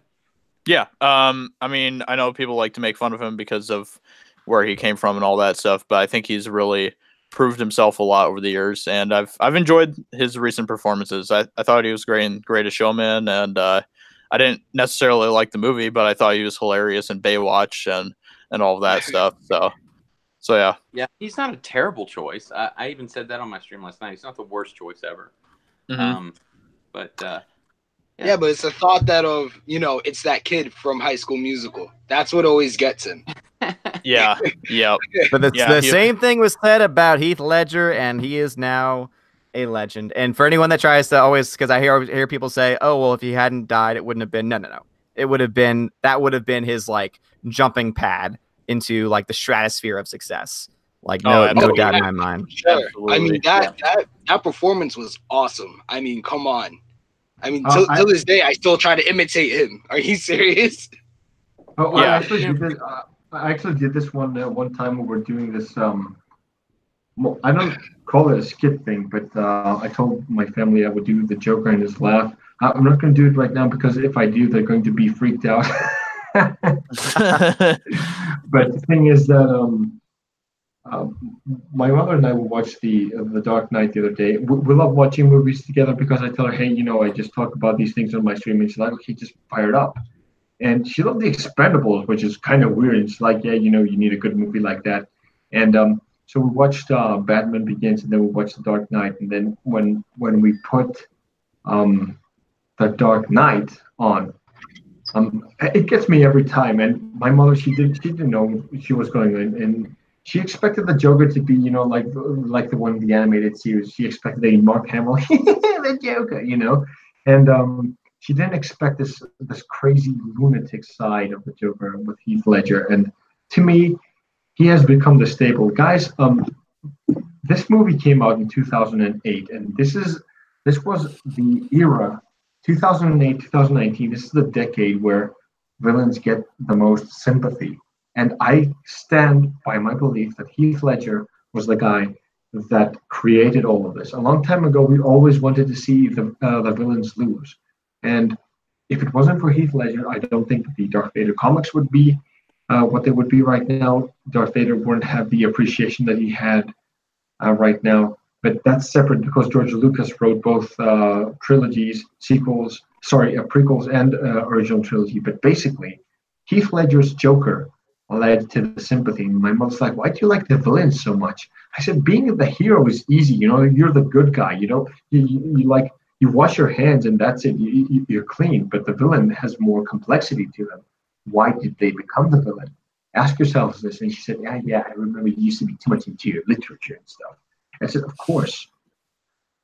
And by the way, I'm a fish pathologist. I like my literature. I didn't follow any, majors in literature and stuff. I just studied fish and biology. But I always loved literature. And the Joker spoke to me as a character. I could understand why he worked so much, and then you could understand Vader, and then Bane, and all of these characters.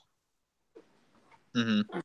Yeah, no, he's still one of the best written characters of all time, and I don't think that's going to change anytime real soon. So you don't think Joaquin Phoenix is going to come even?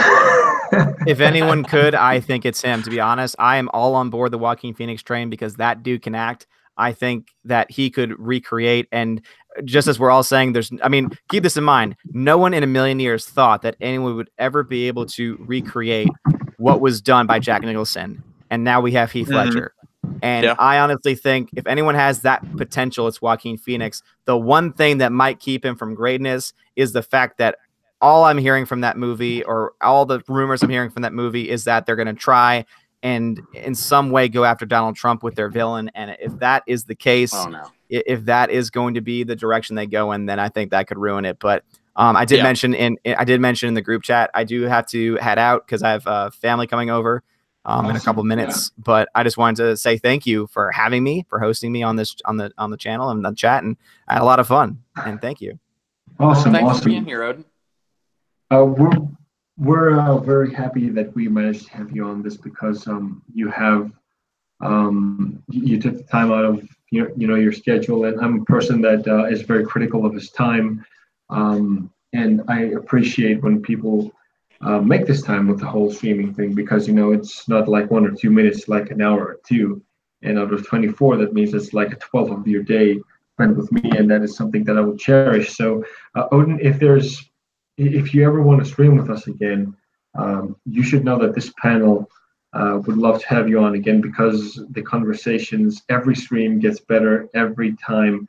And, I'd like to discuss with you, actually, even you, Josiah, when Captain Marvel comes out, I really want to have a stream with you guys again, the same exact panel where we get to discuss what Captain Marvel was about. I want to discuss this with you, because I always imagine myself, talking about this with someone associated with Geeks and Gamers, and I know that you guys would love to talk about it too. And I want to hear your opinions when this movie comes out. I'm calling it movie. I want to call it a shitstorm, but YouTube is now going to be kind of critical.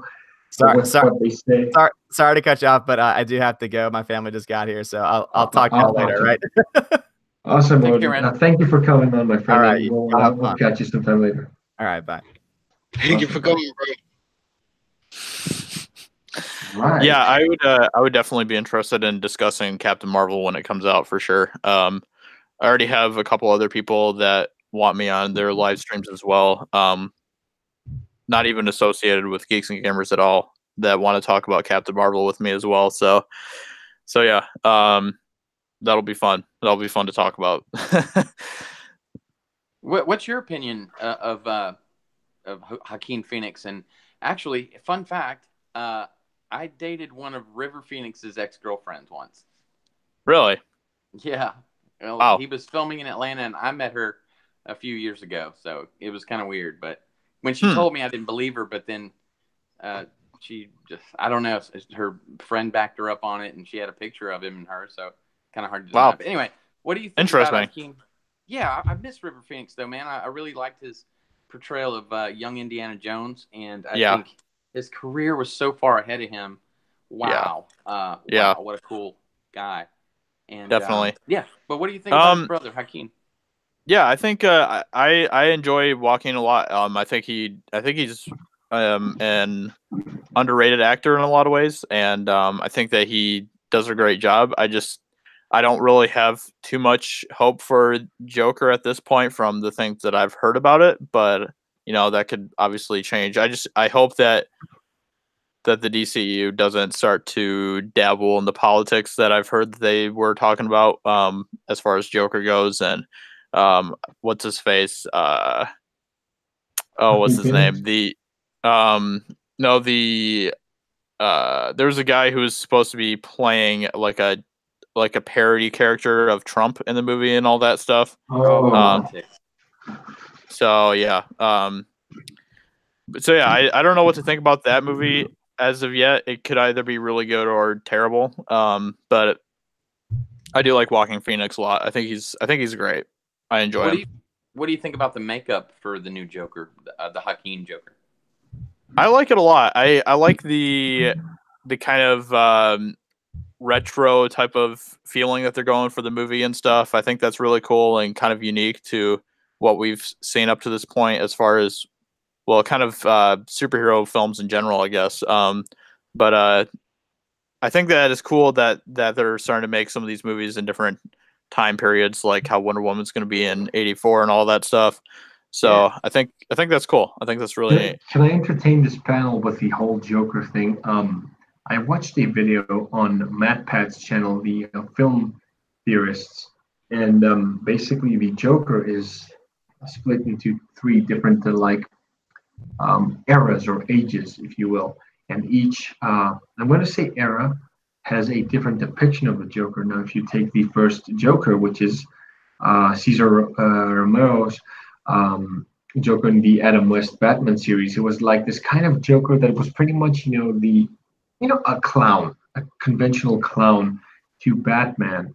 And then when you see the comics in the Silver Age of the Joker, he was pretty much the psychopathic kind of guy, like we see in the Dark Knight. He had a lot of he was a psycho, but the thing is that you could relate to him because if you see the Dark Knight, when he mentions to Harvey Dent, when he says, "I took the little plan and turned it on itself," and he says, when he talks about the whole soldiers thing, when they say that a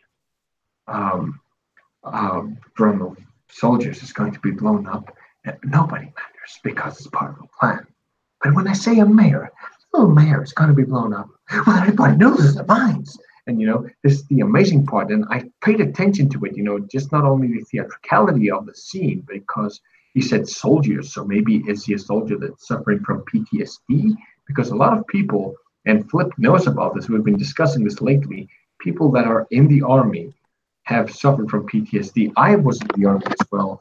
But nothing that crazy. I mean, the army in Greece and the United States is completely different. My term is compulsory, and it's pretty much a lot safer than what you would get in the States. So, the depiction of the Joker, Heath Ledger's Joker, was the Silver Age psychopath one, and then you get the Golden Age Joker, or I think I actually got it upside down. But basically, the recent depiction of the Joker is the one that is the mobster. The mob boss that rules things. He's in the hood and stuff, like the one that we see with Jared Leto in Suicide Squad. So I'm thinking to myself, and I'm asking this panel, what do you guys think that Joaquin Phoenix's Joker is going to represent? Is it going to be the Joker, the clown? Is it going to be the psychopath Joker? Or is it going to be the mobster / gangster Joker? I really don't know. I'm actually asking you this genuinely. I don't have any idea. I want to bounce this off of you guys. Josiah? Yeah, it's kind of hard to tell at this point. But I would think that they I kind of feel like that they're going to go kind of more of the clown route, to be honest. I think that it'll be interesting to see how they pull it off, but I think that they're really going to focus on the psychology of the character and all that stuff, and kind of more of who he could be, the Joker, as like an actual person and all of that. So I think that they're going to kind of go more in that direction, but it's kind of hard to tell at this point. Yeah, I agree. I can't tell which version he's supposed to be. Flip, what do you believe? It's the same thing here. It looks like he escaped from a circus. Yeah. Honestly, I think that's really cool that we don't really know what version he's supposed to be. And I think that if they can keep that up, that would be kind of cool if they kind of played on that more leading up into the film. Or keeping us in mystery. Or even be something completely different, or maybe a combination of the three that I mentioned earlier, right. And that could work. Yeah. I don't know. I don't really. I guess Jared Leto's Joker was supposed to be kind of more like the psycho type of Joker, right? Yeah. No. He was supposed to be, like the kind of gangster kind of guy, because if you see, he was, he held a gun, like a gangster and stuff, and he had all of these guys surrounding him, and basically you could see him. He was like in this cushy VIP club. I don't know what space it is, and you see Heath Ledger's Joker. He doesn't assign himself. He doesn't associate himself, to the kind of people that would surround himself against goons. Yeah. In a cushy place, because of the money. Because exactly, Heath Ledger's Joker was like, it's not about the money, it's about sending a message, and that's what makes it work.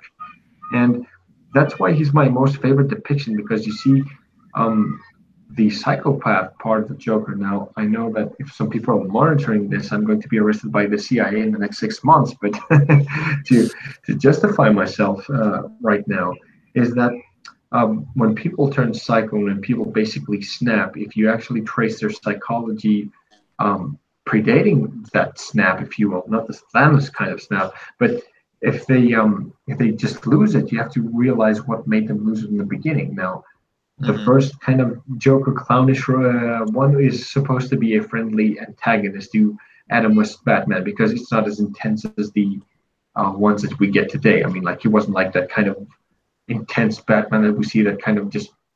Yeah, we've all seen Affleck's Batman where he just basically takes this guy's face and smashes it against a crate. You want to see Adam West do that. So that's why you have different depictions of the Joker and equally of Batman.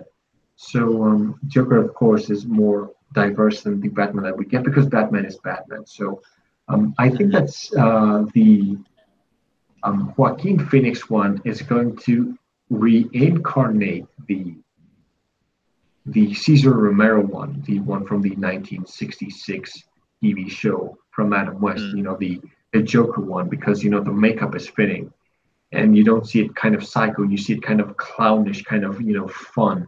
Like an irony to, hey, I'm funny, but it's not that funny in a sense. So that's what I believe. It seems to me like Jared Leto was more of a pimp, and like then Heath Ledger was more chaos, like archaic. Yep. Where would he land? Where would Joaquin land? Like sort of in a like it's like he's mental, more mental. You know what I mean by like a mental, like right out of the like he didn't escape the circus. Maybe he murdered somebody at the circus, then got took into a mental asylum, and then from the asylum he escaped or something. I don't know. That's how I see him, but I've only seen a little bit of the footage, and it's based out of the 70s, something like that. I think so. Yeah. And wasn't he like running away from like cops or something like that in the footage, from what I remember? Yes. Yeah.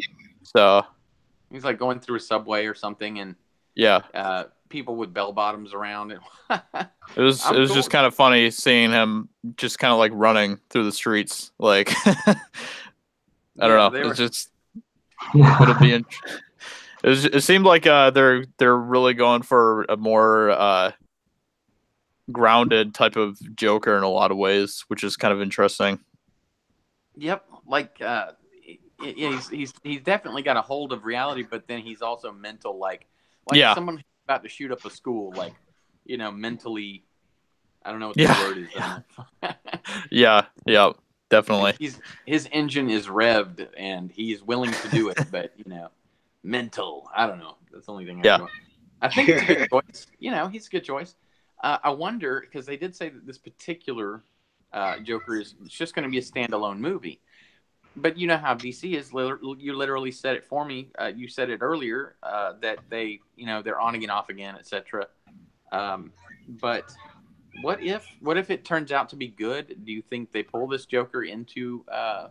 Do you think they could do that if it turns out really good? Yeah.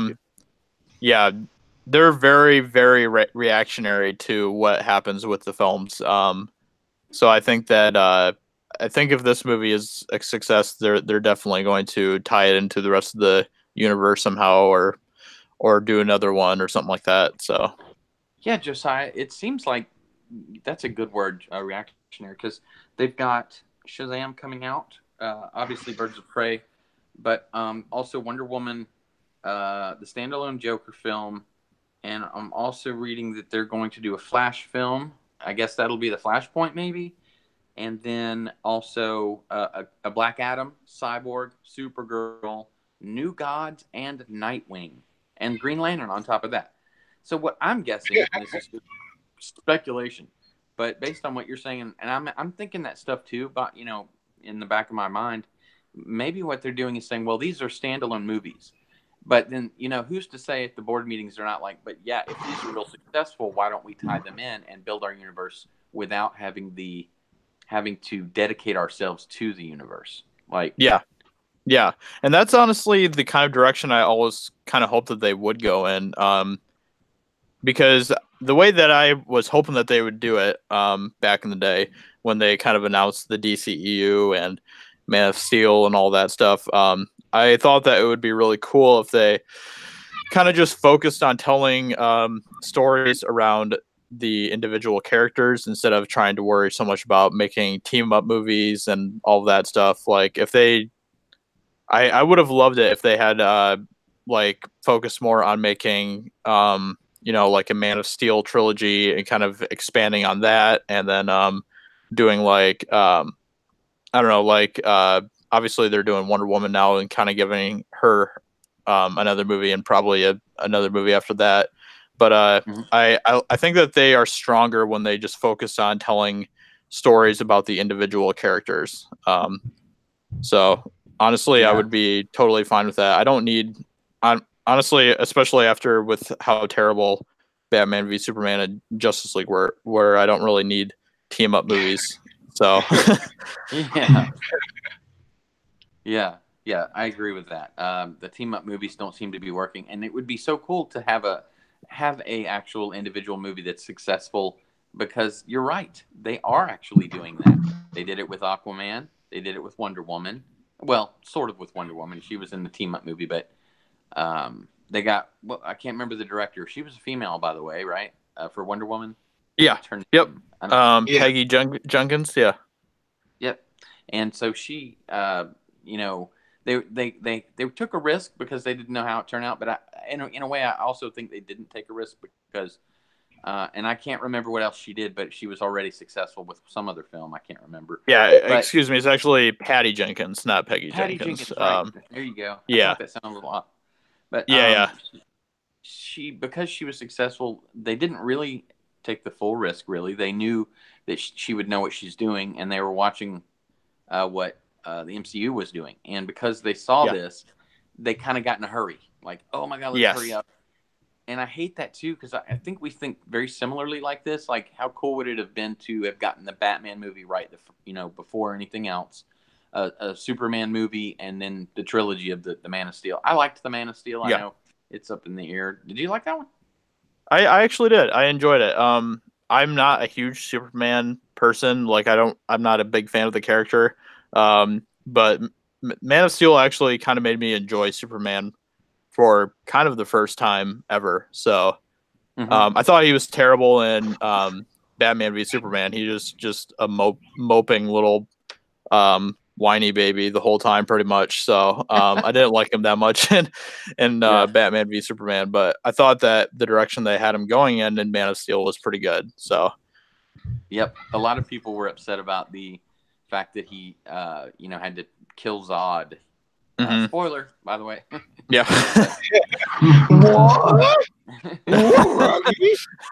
What?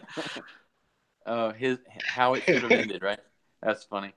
Yeah, it's just really frustrating because if they didn't make Batman v Superman so much a movie that to build up to Justice League, it would have been really. I think that they could have made it a really good movie, because the idea of Batman and Superman being against each other is just such a great idea, but it just wasn't executed the right way. So, which always depressed me. So, yeah.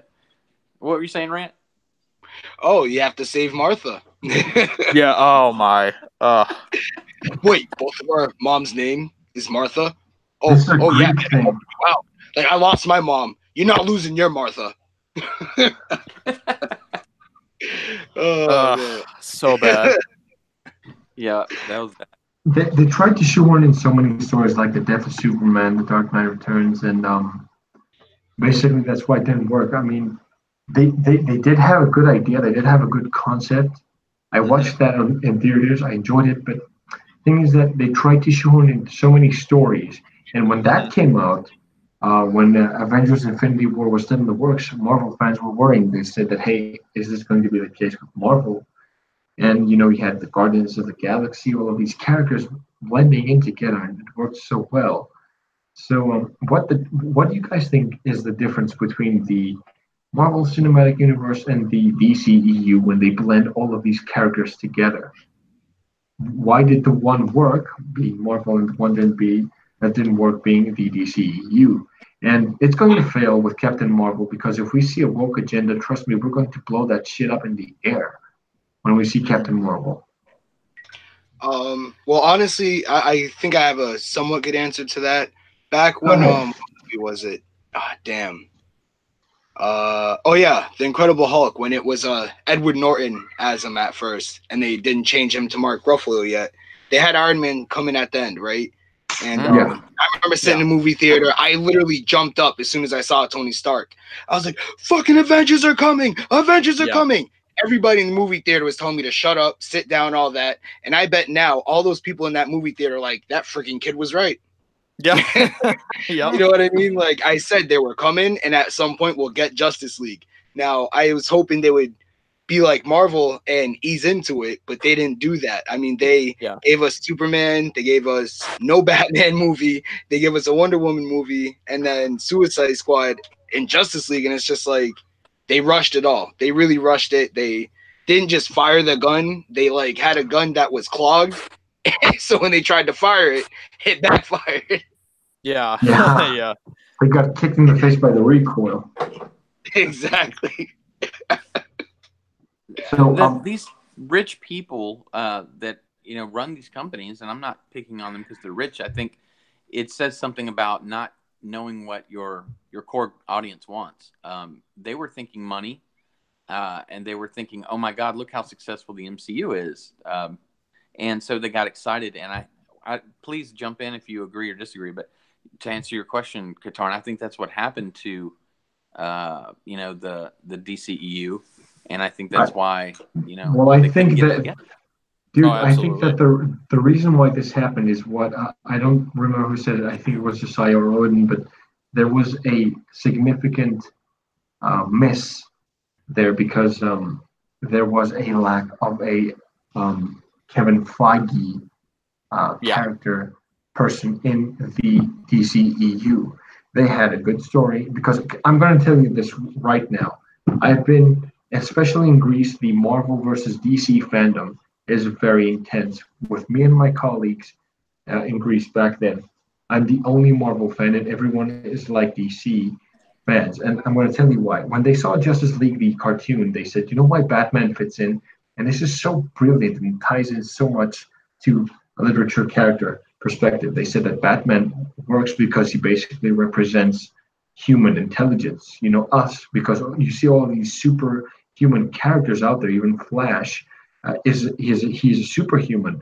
Bruce Wayne doesn't have anything else, but just like you said in Justice League, what's your superpower? I'm rich, and it is a superpower today. So basically, if you think about it, the thing is that they had more points than we did. Batman, my friends, is a very superior character to most of the MCU characters, but the Marvel Cinematic Universe is more colorful and more cheerful, and that is why we Greeks sometimes can be dark and gritty, and we like mainly DCU characters, and that's why. So the thing is, I was the only Marvel fanboy at the time because I didn't actually understand the concept of Batman and all of these characters. And we had Kevin Feige. I was a Marvel fanboy all of my life, and I thought to myself when I saw Batman versus Superman, this had a lot of potential, a lot of potential. So they were missing the proper people to, help this movie become so much better. They could have broken Batman versus Superman into two parts, have an epic cliffhanger between the two, like just before they were about to smash into each other, they could cut the scene and say, directed by Zack Snyder. People would be so hyped to see the next part. They could have had the death of Superman in part 2 or something like that. And these are ideas that I'm bouncing off some of my Greek peers, and they said that we're so much more superior. I mean, we're done justice in the comics, but the films basically they just screw us over. And it's true because Marvel knows that it's a over-the-top cinematic universe of characters that wear tight suits and have over-the-top powers and whatever, and they have this ridiculous sense of humor that we all like to relate to. And the DCEU wanted to be part of this, but I think they're late to the party, and they tried to shoehorn as much as they could in Batman versus Superman to basically catch up to Marvel. This was basically a race. It was a missed opportunity because it was a corporate race between two companies. Marvel. Yeah. When did this come out? 2016. Marvel had Civil War in 2016.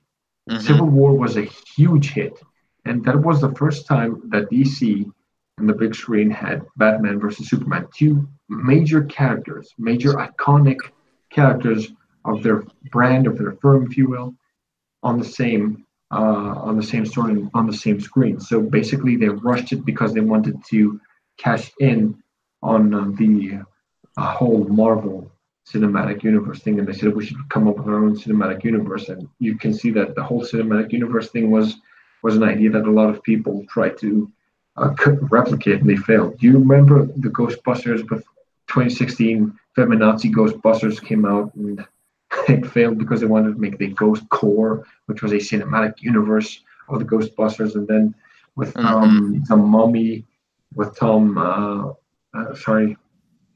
with Tom Cruise. Tom Cruise, yeah. Yeah, they wanted to make a cinematic universe where they had Dr. Jekyll and Hyde, who was the equivalent of Nick Fury in the Universal thing. And that's when I started to understand that there was this corporate connection between these companies. I mean, you have Universal, and then you have all of these companies that are clashing against each other. Marvel did it more smoothly, and they're going to finish this. Basically, they took off the plane. They were flying nicely, and they're going to land this plane in a fantastic crash landing with Captain Marvel. They're going to destroy the whole thing. That I completely believe. Getting woke. Yeah, I think that part of the issue is that these studios don't realize that in order to build a successful universe, you have to get the first film right. Iron Man was an incredible first film for the Marvel Cinematic Universe. If you don't get the first film right, the rest of your universe is not going to succeed. And I think that these other studios are trying to focus so much on using the first film to, hey, look, we're using this film, we're going to build a universe with this and all that stuff. They aren't focusing on telling a good story. They aren't focusing on giving us characters that we care about. And because of that, nobody gives a crap about these universes that they're building. And then they just fall apart. And then they're like, well, why aren't we succeeding like Marvel is? Well, it's because Marvel actually took the time to give us a great first movie. And they didn't even announce that they were making a cinematic universe when Iron Man came out. They just gave us a great movie, and if everyone loved it, then that's when they announced, hey, we're expanding on this now. So, well, when the Dark Knight came out and the Nolan trilogy came out, that's when the MCU started to take off. So, do you guys believe that the DCU would have fared better if they had Christian Bale as the staple of they had Christian Bale as Batman starting it all off? I mean, Batman and Iron Man are similar in so many ways. I mean, they're both rich. They have this ingenuity. They're tech savvy. The one is fluent in proficient in martial arts, and the other one, he is a bachelor playboy just like the other one. So basically, they have a lot of similarities. Marvel kicked it off with Iron Man, and I don't think that you could have kicked off a cinematic universe better than with Iron Man. And I think that if they went with Christian Bale and made a cinematic universe around him, could you guys imagine him in Justice League as Batman? This Batman that we got, Nolan's Batman, that would have been amazing. Yeah. Guys, I'm sorry, I gotta go. Gotta start cooking dinner now. Oh, hey, Angus. Did someone order some diversity? Yes, I wanted some diversity alive, bro. All right, Guitar, Flip, thank you again for inviting me. Josiah, awesome talking to you and meeting you. Seriously, absolutely, yeah. Thanks for having me on. Appreciate it. You're the man. You're the man. Yeah, I gotta take off in a few minutes here too, but I don't know. I don't know if I would have wanted the Nolan trilogy to be the beginning of this other universe, just because I I don't know. It's just like I love that trilogy so much. I feel like that it's good that It's it's just its being own. touched and secluded, you know? Yeah. Yeah. Yep. Well, speaking of Batman and Zac Efron, are you guys aware of who is going to be the Human Torch, or at least IMDb says who is going to be the Human Torch in Avengers 5? I want Angus to be because it's diverse enough. I'm sorry. It's funny you say that because I was trying to balance out the toxic masculinity of the stream by reading the 2014 run of Captain Marvel, Higher, Further, Faster, More. Nice. I'm going to do a video about what the fuck a flurkin is, which is Goose the cat, we assume. And so I bought this months ago before I learned about SJW comics because I saw Brie Larson reading it. So I'm like, oh, okay, I'll read about this character. And so now I'm here reading this god awful series. Well, the reason why we brought Josiah to this panel is because we wanted to call him out as toxic masculinity against Captain Marvel because she's the best. Mm-hmm. I can't believe that. And if I didn't have my soy on me right now, I'd be in a epileptic seizure. So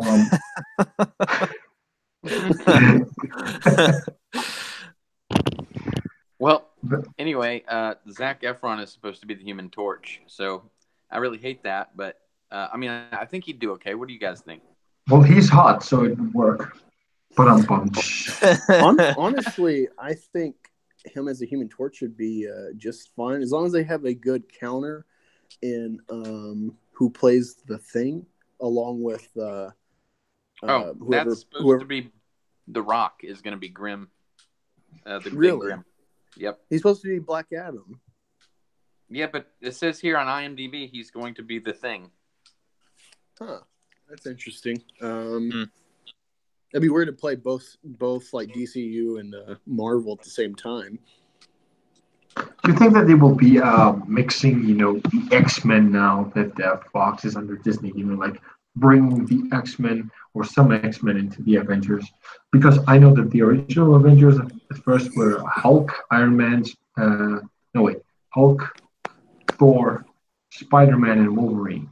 Those four guys, and it kind of centered around them, at least in the video games. So I'd love to see, Peter Parker get freaked out by Wolverine's, personality, just like in the games. I mean, it worked so well. And Thor, he's Thor. You basically get like, you soulless machine, you dare strike the son of Odin. He's just Thor about stuff, and Hulk smashes things, and you see the banter between Spider-Man. He's trying to be the friendly neighborhood Spider-Man because he's basically just still a kid. And you see Wolverine being, Wolverine and psycho about some things. And he's like, okay. Spider-Man goes like, okay, he's starting to freak me out. And those four guys together, they're like in their own separate little worlds, but they work together so well. And I think that the things that we want to see, we over-expect things from these studios. I mean, we expect too many things. We expected too much EU from the from Star Wars. We expected too many diving into too many things to be salvaged from the comics and the Marvel comics, and to see them in film. But it came to my realization, and Josiah, I want your opinion on this.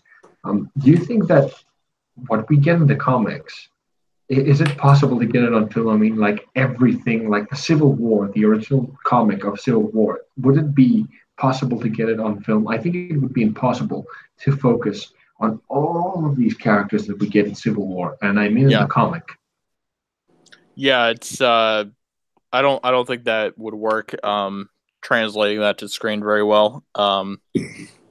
Especially, obviously, Marvel has I should say the Marvel Cinematic Universe has taken a pretty big different direction as compared to like the comics and stuff. Like they have their own storyline pretty much going now, where they aren't really following the comics so much anymore. So, I don't think that it would have worked translating that very well. And I'm actually someone who I don't think that any sort of book or comic book would make a good direct translation to film. Like there has to be some sort of creative differences with those properties. So exactly. I started because I'm starting to get into comics. I'm reading the House of M series from Marvel from like '08. And I like watching Comics Explained, kind of do recaps and stuff. And I like what he said about, about adaptation and stuff. He's like, if it's just exactly the same, then there's no mystery to it. It's like there is some fan service to like delivering like the comic book, but I think you need to do more of the essence as opposed to the actual content. And with Wolverine and the X-Men coming into the MCU potentially, I think there's a couple problems. For one, you have Dark Phoenix coming out this year, which I'm excited about. I'm sad that Fox caved and sold out to Disney. Although I think it'll kind of backfire on Disney long term, because besides Wolverine or X-Men and Deadpool, like they're not really taking on any franchise that they can expand on that people have hope for, and everyone's bought the media for it. So I think they just did it to get Hulu majority ownership, along with pretty much buying out competition. I think that was really where the worth in price was for them. They do get Avatar sequels if it matches. I was doing the math. I think they would get like 11 billion if they could match the first Avatar's success in the box office, but that's if it can do 2.7 for each movie. I don't think that's going to happen. I love Avatar and I want it to succeed, but I don't think it'll make the same amount. That was like an anomaly, and they lost the heat they could have had if they would have made one like 2012 or so. But exactly. with the X-Men, you got the freshness, and you just had Hugh Jackman leave. And so what I think they're going to do, especially because they've introduced Captain Marvel and they have not reined Brie Larson in, I think they can just cash in on the Avengers name because it's like so tried and true for 10 years.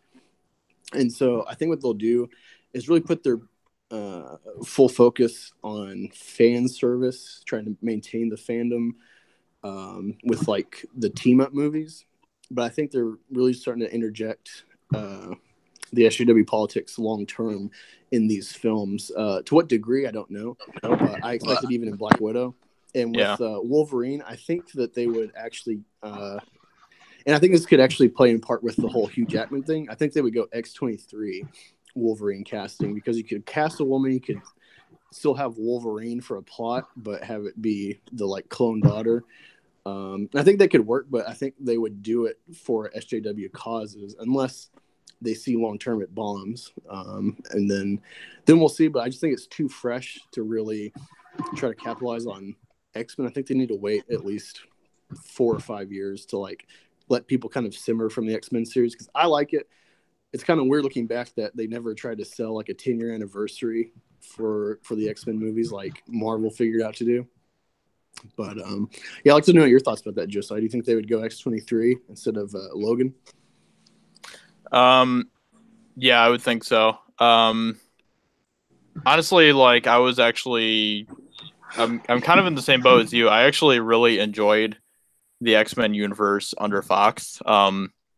Obviously it was a complete mess, consistent wise and stuff, but I had a lot of fun with those movies, and I'm kind of sad that I'm kind of sad that they're under Disney now. I just I like that they were under somebody else. I thought that was kind of, kept it not quite as saturated with the Disney feeling and all that stuff. So there's a sense of consequence and cost. Now they've ramped it up now in Marvel leading up to Infinity War 1 and 2, with Endgame coming up, and there's definitely going to be some finality somewhere. I don't think it's going to be with Iron Man though, because of how Spider-Man looks. But I don't know, like looking at X-Men, like even the first one, it's kind of corny looking back, but like there's a true spirit there that's dark and gritty, and consequence is the main thing, because and they also had a perfect time to release the X-Men, because X-Men's always been about diversity and kind of you can say SJW kind of politics, but not for popularity. And that whole trilogy really echoes the like argument of gay marriage and identity, without being like toxic. Really, without being really political and being blue haired weirdos. It's like you definitely see the echoes of like othered people and stuff, and that's what X-Men's always been about. And so it's weird that they're like interjecting this stuff now, because it's like it's always been in comics to varying degrees of like people feeling othered. Even the Captain America, because he's got this high standard to maintain. So my best friend, he actually told me that the X-Men basically represents a group of people that aren't basically it's a translation to at least back then in the early 2000s when comic books was exclusively a nerd thing to do. The X-Men was a representation of people that were, like the nerds, or kind of like different, just like Xavier's school of gifted youngsters when you were like different from the norm. Now, I'm not going to say that differentness is that, hey, I could set my house on fire because I'm gifted with pyrokinesis, but translating into reality, that meant that it was meant for people that couldn't relate to the social norms. I mean, like, I wasn't a jock at school, but I knew I was a hell of a nerd. And when I read the X-Men comics and saw the TV series and all of those movies, I could relate. I could understand. I felt different at school and stuff. And those movies were my guiding light through my teen years all the way to my 20s right now. And I get it even more. So all of these movies have a significance. They didn't just come out of random. Stan Lee didn't just come out and say, "I want to make a comic for kids." No, he invested a whole lot of thought, time with people. He actually got people. All of these comics, all of these characters represent a whole spectrum of personalities and people that you get in life. And Stan Lee, guys, he died at 96. So you know that he's met a lot of people. And the fact that he devoted characters and comics and storylines to various groups of people, I don't think that we can say that Marvel as a company isn't diverse. And Angus, you're so right about that. You're so right about that. The X-Men is a pinnacle of diversity, and not the toxic diversity that we get today, the wokeness. It is true diversity. It's not about sexuality or skin color, but you can be diverse just because you don't have the same way of thought. You could be diverse from a group of jocks because you're more intellectual and you're more into sciences, and being a jock and being a sporty and big and muscular. That can be a form of diversity, but people forget that it's a form of intellectual diversity. I agree with Angus to a degree that they're going to bring in either the X-Men, but it looks more like Fantastic Four is on their list first, and Spider-Man will still be in there. And I know we've had a debate about Spider-Man, as a matter of fact. And out of curiosity, Josiah, who do you like better, Tom or Toby? Oh man, Toby has a very special place in my heart because Spider-Man was. Yeah, it was the movie that made me fall in love with superhero movies. But Tom does a fantastic job, and he is the best for sure. Both as Peter Parker and as Spider-Man. So Tom Holland? Yeah, definitely. Yeah, I like him a lot too. Yeah. And I know that you even mentioned earlier that they don't exactly follow, maybe it was you, it might have been Katarn, but you guys were saying that they don't exactly follow the comic books with the Marvel universe. But how boring would it be? To me, it's boring that you would continue a book into a movie that would be, exactly, oh my God, another origin story. Yes, we know Spider-Man, then his uncle died, and oh my God, we've seen it. We've seen it. Batman's mom and dad died.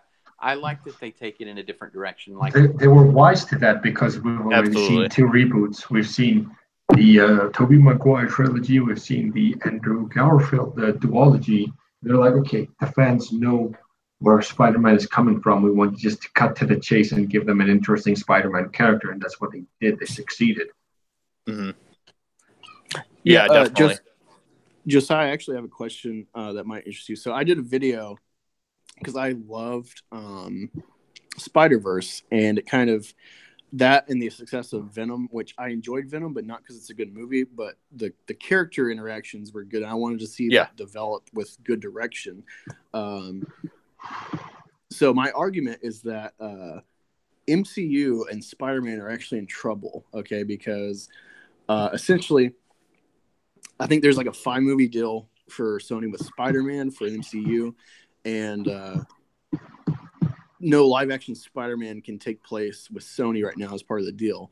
But going forward, I think even if Stark lives after Endgame and is part of the Far From Home movie, that he's going to kind of take up a Batman Beyond Bruce Wayne figurehead stance in the background of like the Avengers. He might be one of the key people like coordinating and managing, but he's not going to be Iron Man anymore. Right. And because of that, think about, I've had this conversation where it's like, if Marvel could have started anywhere, they would not have picked Avengers. Those are like the 3rd or 4th tier guys lineup. They would have started with Spider-Man, with X-Men, or with Fantastic Four. And so Spider-Man is like the iconic Marvel superhero, and he's very internationally well known. He's so recognizable, he's so relatable in all his iterations. And because of that, because of the critical success of Spider-Verse with like moderate success at the box office, and the phenomenal success of Venom without Spider-Man in a different city, just think how good the series could be with the villains lineup if they had Spider-Man in the mix. And because of that, and because of the necessity of like going forward, if you got Carol Danvers being your best Avenger, supposedly power-wise, and you're going to kind of ride out the original 6 Avengers besides Black Widow, they need a frontman going forward. Even though Peter Parker right now is just a kid still, he is like your bread and butter for Marvel. Absolutely. So, because of that, I think the ball is going to be in Sony's court, and I think they're really going to dictate going forward with how Marvel can use Spider-Man. How do you feel about that? Yeah, that's a good point. I know that when Homecoming was going to be coming out and stuff, Kevin Feige was talking about how Spider-Man was going to be kind of the new face of the MCU, and obviously now that tone has been switched to Captain Marvel. But I know that there was a point when they were talking about Tom Holland would eventually take up the reins from Robert Downey Jr. as kind of the new leader, essentially, in the MCU. But obviously that kind of fizzled out. So I don't know if there was like some talks between Sony and Marvel Studios or something or what. But obviously they kind of have switched that to Carol Danvers, unfortunately. So yeah, which I'm not happy about at all. The thing about Peter Parker, especially, with Far From Home, people enjoyed Far From Home, and obviously he was in Civil War as well. So we kind of already had a good sense of what kind of character he was going to be, and people had fallen in love with him at that point, pretty much. People accepted him, but the fact that they're trying to force Carol Danvers on us now as the new face of the MCU before we've even seen her at all in any film is just not right. So I think they've really mismanaged this going forward. I said the other day on the stream that it's really weird how they've lined up this last year and a half. That you did Infinity War after Black Panther, and I don't think they expected that much success with Black Panther. So now they're like, oh yeah, there's definitely gonna be 2. We're gonna make him a bigger figure, but his character is not set up to lead the Avengers. Him and or Shuri could be the technical leads to take the mantle of Stark, but you don't have like the figurehead with T'Challa, and really you could have taken him out of most of that movie and just he's a Black Panther, but it's like he doesn't really matter that much for the plot, sadly. And you got Carol Danvers coming up when we haven't seen her, but it's weird that they did Black Panther and they did Infinity War a couple months later, and then they did the horrible tone shift with Ant-Man and the Wasp, and then tried to like tie it back in with the end credits, and it's like, what the hell? Like, this was fun for a lot of people. I didn't like it, but then the end credits are like, whoa, you've just like trashed all of the like hope and just feel goodness that people could take away from this. Yeah. And then you have this wide open window from July to now March this year with nothing. You could have put Danvers out in say November and let her simmer, let people figure, like, let Marvel figure out what people like and don't like about her. That we have plenty of time to do reshoots with her character for Avengers. But you only got less than a month from, well, around a month from her release and reception publicly to Avengers. Like, you've put yourself in a bind if she fails, because if she's a big part of beating Thanos and everyone hates her, like, wow, you have messed up. Exactly. And we were actually just talking about this a little bit before you came on, I think, where I basically said, you know, you can't all these studios are trying to make their own cinematic universes and stuff, and they just keep on failing because they aren't trying to get their first film right in these new cinematic universes, where, you know, you have to get the first film right in order to build on that. And you know, Iron Man was a great film, and then that's kind of when Marvel was like, hey, Iron Man did really well, we're going to build a universe off of this. But if they're going in already with the preconceived notion that Captain Marvel is going to be the new face of the MCU, and then it doesn't do well, are they still going to try to make her the new face? Or are they still going to kind of build the next few phases or whatever off of this film? Like, I don't know. I don't think that Marvel is handling it as well as they did back in 2008 when Iron Man came out. So nothing will be like 2008's Iron Man. That thing has such replay value. It's very sad that that Tony Stark and Iron Man they're not going to have him moving forward. Robert Downey Jr. embodied, and you like to see people win. He embodied Iron Man, and you like to see people win. Robert Downey Jr. climbing back up in the ranks and acting, such a cool story. Yeah, you know, to see him. And then now they're going forward with Brie, of course, and man, and then of course with 5 times salary. With Cherie, you know, along with Cherie, you know, and then the Fantastic Four. Who is it? They're having play the Invisible Girl. I can't remember. Check out IMDb, Josiah. You'll find some really interesting people's names there connected with the next, you know, Galactus movie, I guess is what they're calling it. But okay. Yeah, it's a real. I think it sucks that Robert Downey Jr. is going. Do you think that without him they can even do this? I think if done the right way, they can. I mean, they have they have Spider-Man and Doctor Strange and some of those characters still moving forward that they're going to be basing the universe off of. But I just don't think that telling us that Captain Marvel is the new face of the MCU before we've even seen her I think that's a terrible idea. I don't think that's going to work. Yeah, it's putting the cart before the horse. Exactly. And then allowing said cart to run over people. Yeah. Yeah. It comes out. Yes. Yeah, I don't know about you guys. I want to still like it, but I mean, with the way she's, you know, attacked everyone, it's just it's a tragedy, really.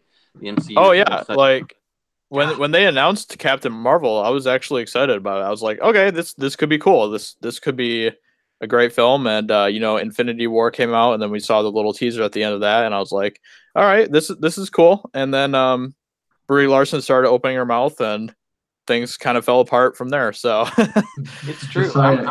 I'm gonna see it. I'm gonna go see it, but I'm not paying for it. Yeah. You know it's our fault, because every morning I wake up, I don't go to pee. I actually I ooze this toxic masculinity out of my body, and all of these toxins, all this masculinity comes out of my body, and it's my fault. So she's right. And I checked in the mirror. I'm not diverse enough, you know. I'm too white to go and watch this movie, so I probably won't be admitted. Yeah, absolutely. Yeah, I'm ashamed to be white. I make sure I apologize to every woman that I see every day for being white. And how could you? I know it's terrible. How can my parents have me? That's what I want to know. Like, how could they bring another white child into this world? Like, that's terrible. It's I don't know. Angus has this Captain Marvel thing going on, and she looks gorgeous and when she's drawn. But when you see Brie Larson, she's like, okay, just give me my paycheck and get this over and done with. Yeah, like certain images of her is like, oh, it looks cool. You know, she got the faux hawk. You know. Yeah. Yeah, it And looks a cool. red chick, you know, and Yep. you know what's interesting too is I'm reading this is my first time besides reading the Messiah Complex or House of M. You see Carol Danvers as Miss Marvel, but she's kind of just a shoe-in. She's not really a big part of the story. It's weird, you know, like they're really pushing her and. Oh man, you know, but yeah, I know I was gonna say like I'm reading like this first issue in here, and something that interests me. I don't know. I doubt they'll go that way because they can't, you know, tie her to a man. But she's dating Rhodey in this book. Oh wow, And really? that's interesting. Imagine her with fucking Don Cheadle. That would look just so awkward. Ugh. I would hate to see anybody dating her. To be honest, like.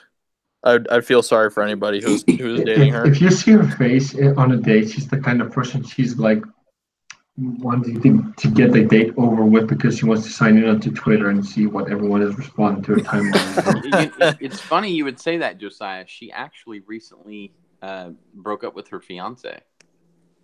Who was white, by the way. Yeah, that's right.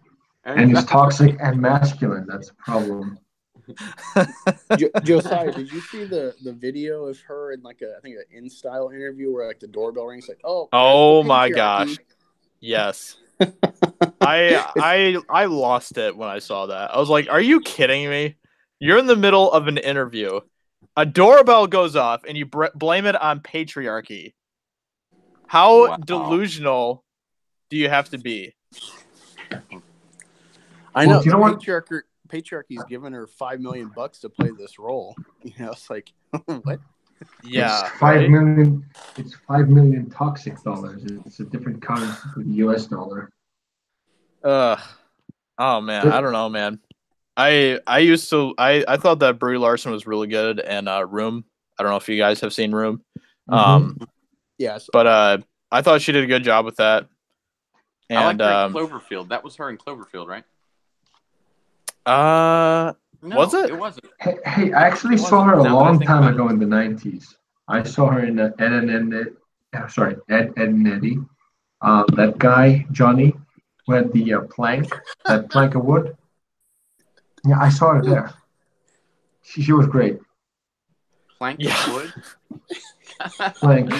I actually I saw a video once where Wilson the volleyball and her were acting the same scene and Wilson was so much better than she was. It was crazy. Crazy. Yeah, I think I saw that. Wilson won the Oscar that year. Yep. God, such a good movie. You know what? The thing is that with the Captain Marvel and Episode 9 and all of these things, we're just giving we're giving Disney and Marvel all this shit, and people thinking are like, hey, you know, you're so toxic, and how could you do this? And, you know, why you're so hateful? And you know, if there's anyone out there shilling about, I don't know, in my comments, I don't think that I have shills in my comments on the general, and I don't have shills in my what's it called, my camp here. But the thing is that the reason why we want these franchises to fail right now is because the only way that Disney and Marvel can listen is because is if we heard their box office revenue. Yeah. Okay. It was a first shock. So when they saw that, hey, Solo bombed, they didn't expect it. They said, hey, it's Star Wars. It's got that logo on. It can't fail. Okay.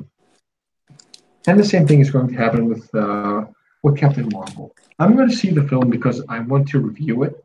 Because I'm curious. I want to see how much soy can be filled in a film. I want to see how much SJWism can fit in the film. I want to see how long, how much. Here's her last 5 films, not including Captain Marvel. Room, Avengers Endgame. I guess I couldn't count that one, but Kong Skull Island, Scott Pilgrim versus the World, and 21 Jump Street. Yeah, I don't remember in 21 Jump Street, and I barely remember in Kong Skull Island. Mm-hmm. Yeah, she's not very memorable. No.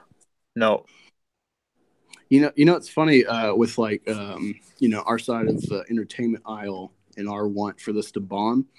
It really reminds me of I didn't do this, so you can't get me for animal cruelty or that argument. But I have a friend from Oklahoma. He's got guineas, which are like these little weird, dumb-looking chicken filler in type birds. They're really odd shaped. They look like turkey heads on this weird ball of a body. But they're really dumb. But they have eggs like chickens, and you could cook them, what have you. They're livestock. And my friend, he said, he had a dog that kept killing their guineas, which is their livelihood or their source of food at home instead of going to the market. And he's like, well, how you stop that? You take a dead guinea that he killed, you beat it in the face, and then tie it to his face and let it rot. So he hates the smell of guineas, and he never does it again. He never goes around them.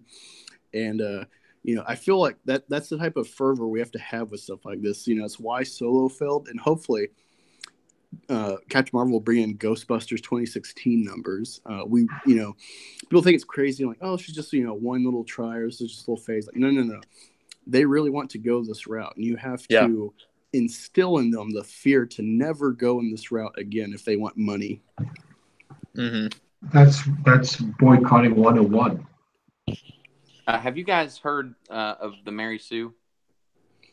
Oh yeah, I've heard of Ray. Yes. I just I'm saying it's themarysue.com. I just want to read this little bit here. Go ahead. Brie Larson can't blink without Comicsgate, making filthy videos about how she hates white men. Larson has now come forward and clarified her comments in an interview, saying, quote, "What I'm looking for is to bring more seats to the table. No one is getting their chair taken away. There's not less seats at the table. There's just more seats at the table." See, she's trying to double back on her quote where she said, about she wants less white men at her press junkets. Yeah.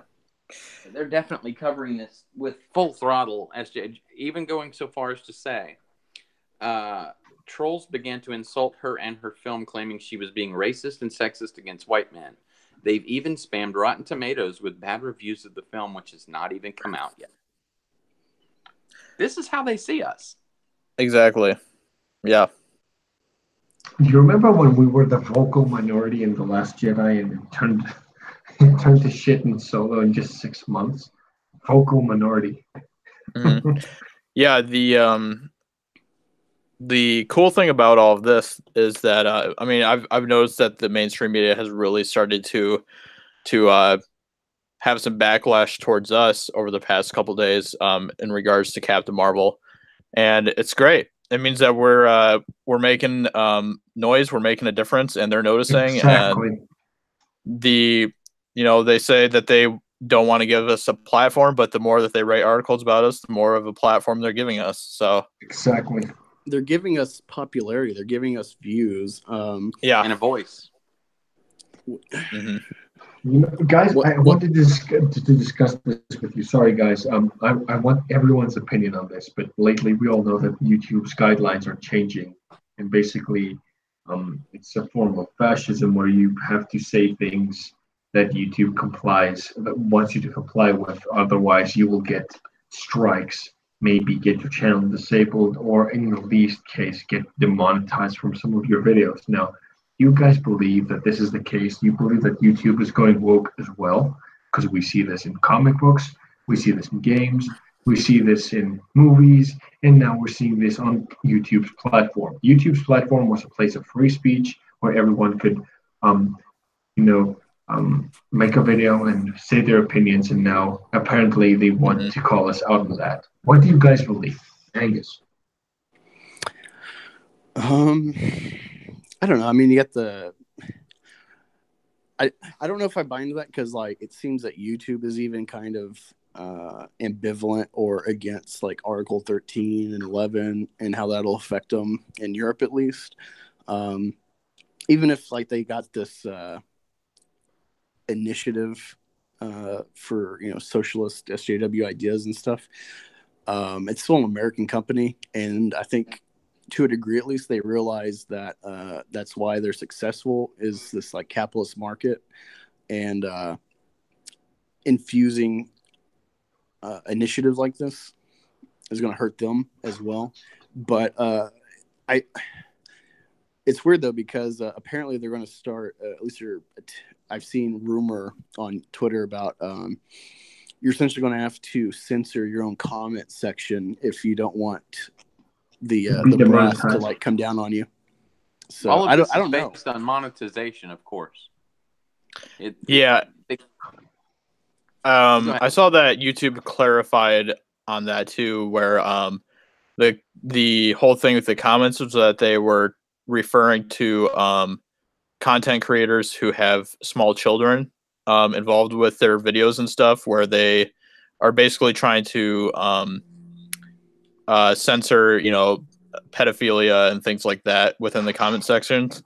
So the censorships that they were talking about in regards to that was for content creators who involve young children or children in general in their videos and stuff. So I'm glad they clarified that because I was not happy about that when they first announced that.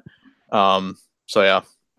Just I don't know if you're monetized yet or where you are in that situation, but apparently and this is just, I haven't actually watched the official YouTube thing, but a lot of the content creators, there was this one, Kaylee Kill, has 86,000 subs, and she only makes $100 a week or something like that, or $100 a month, maybe that was what it is. But she made a very compelling video about how upset she was with the guidelines, saying that, she said that now it's not just 1,000 subs or 4,000 watch minutes a month. Now it's both. And that, this is due to a lot of large YouTubers, in the, making 6 or 7 digits, making all of the decisions. Would you say that this is what you're seeing or experiencing?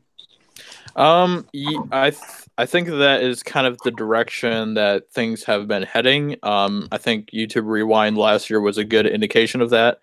I know that YouTube has kind of responded to all of that, and they are they want to make YouTube Rewind this year a lot more inclusive of the actual important things that have happened on their platform instead of focusing on just who are the most popular people. And so hopefully we can see some changes like that.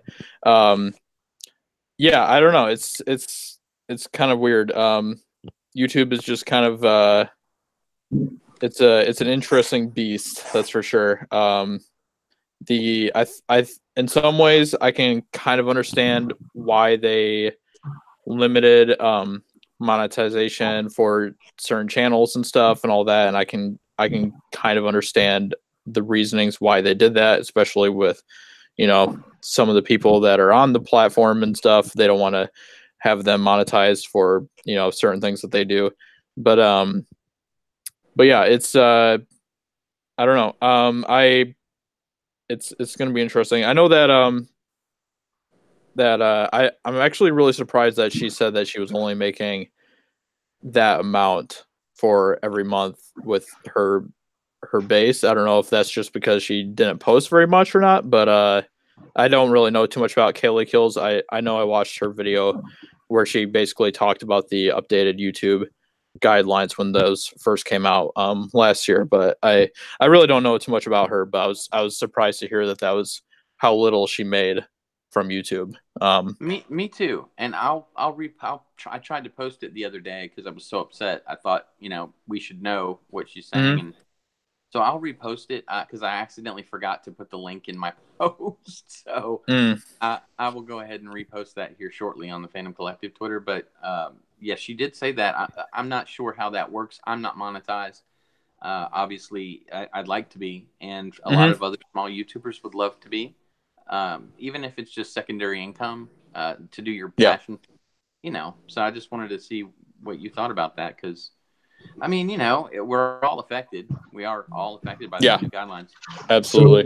So, by that token, if in the future, right now, I'm actually thinking of focusing some of my YouTube watch time on making lightsaber videos.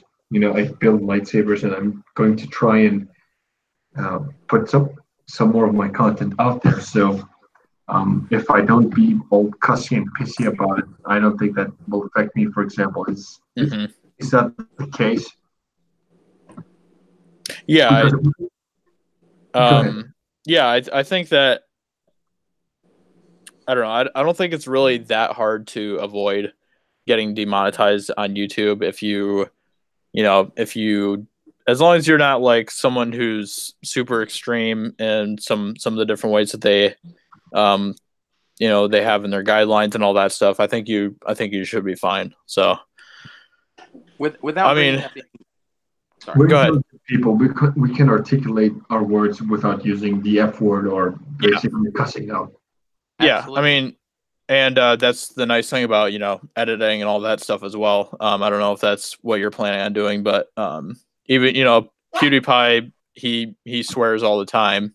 He says that, like, even in his videos that he makes every day, he swears all the time, and he has to have Brad or Sive edit them out every time. So but you look at the Logan Paul or the Paul brothers. I mean, they just get away with whatever the hell they want, like anything.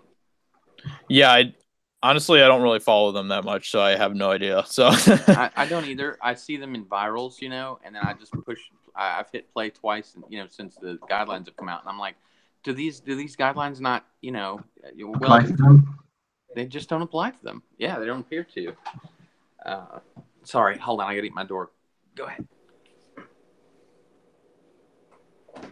Yeah, what do you think about all that, Angus?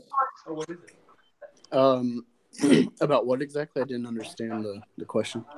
Oh, just the YouTube kind of focusing on the bigger creators and stuff instead of the smaller creators. Right. Sorry about that. I didn't mean to leave there. Go ahead, Angus. Sorry. It's I don't know. You got to manage it. Like, you got BitChute. I'm not sure how big it's getting, but that's a competitor that may be on the rise.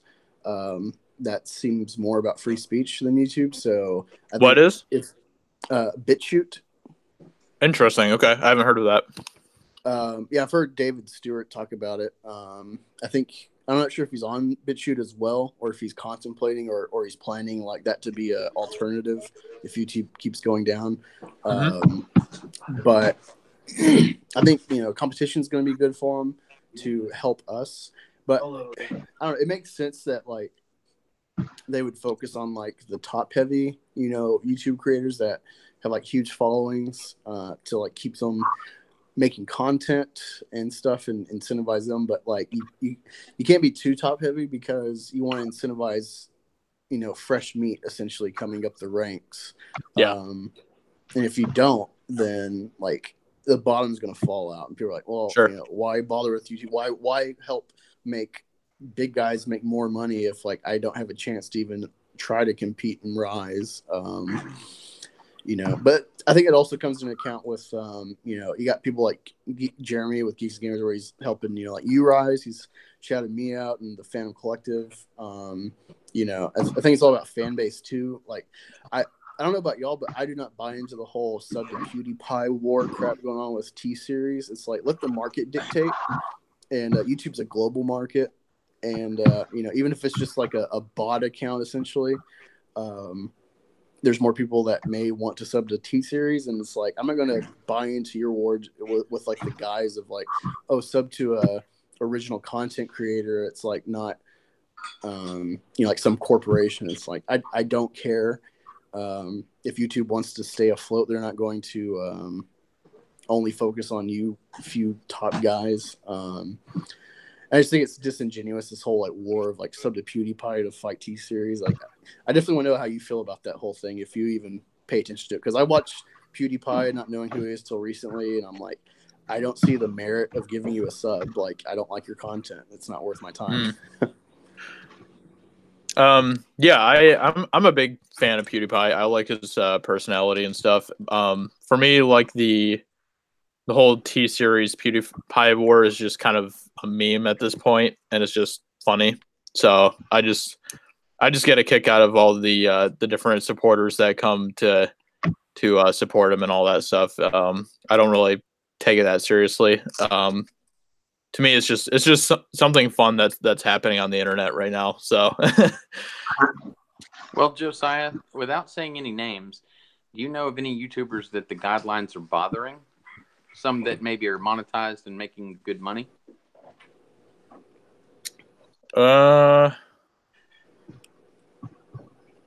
Honestly, I'm not entirely sure about that.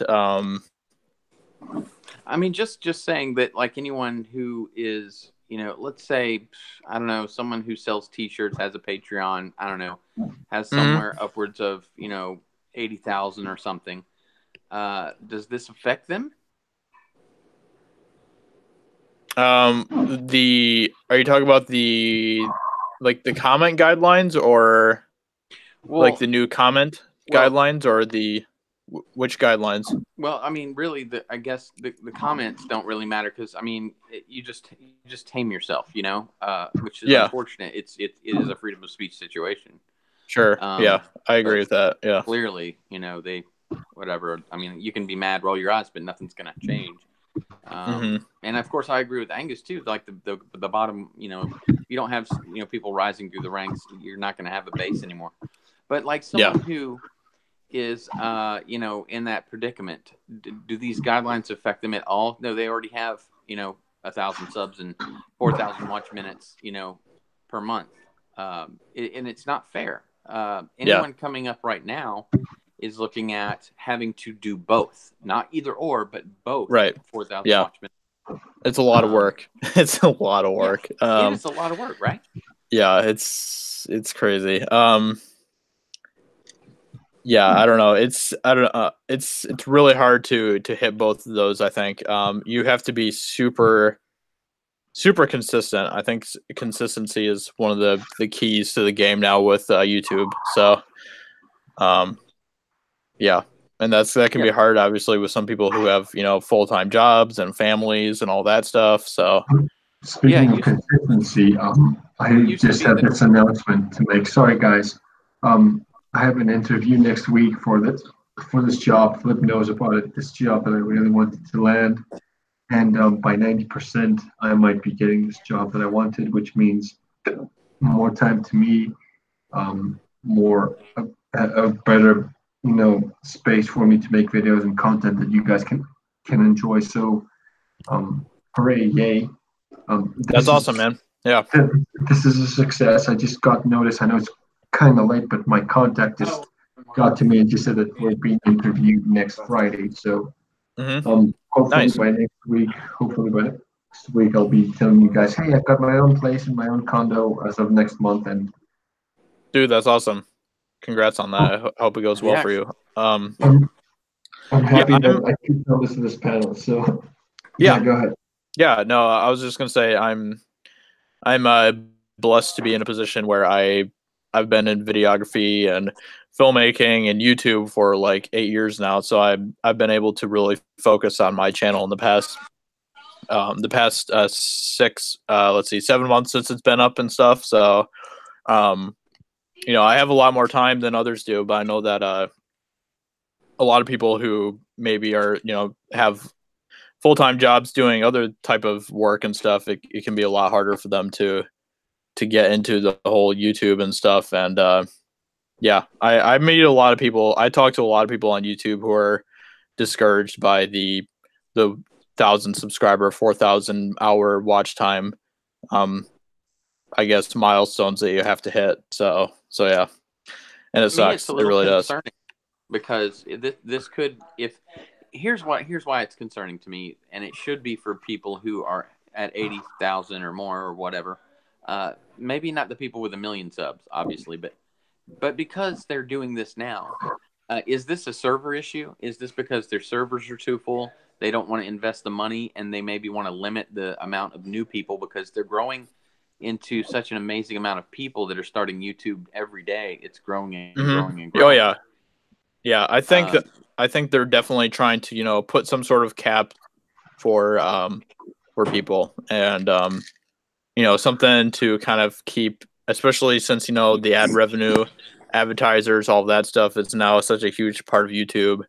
And after the adpocalypse, that's kind of when all these new guidelines started coming out. So I think that all of that kind of ties in together. So and that's I'm so confused. I'm still confused by Kaylee Kills or whatever her name is, because people with 80,000 subs, if you're posting consistently, you should be making a lot more than $100 a month.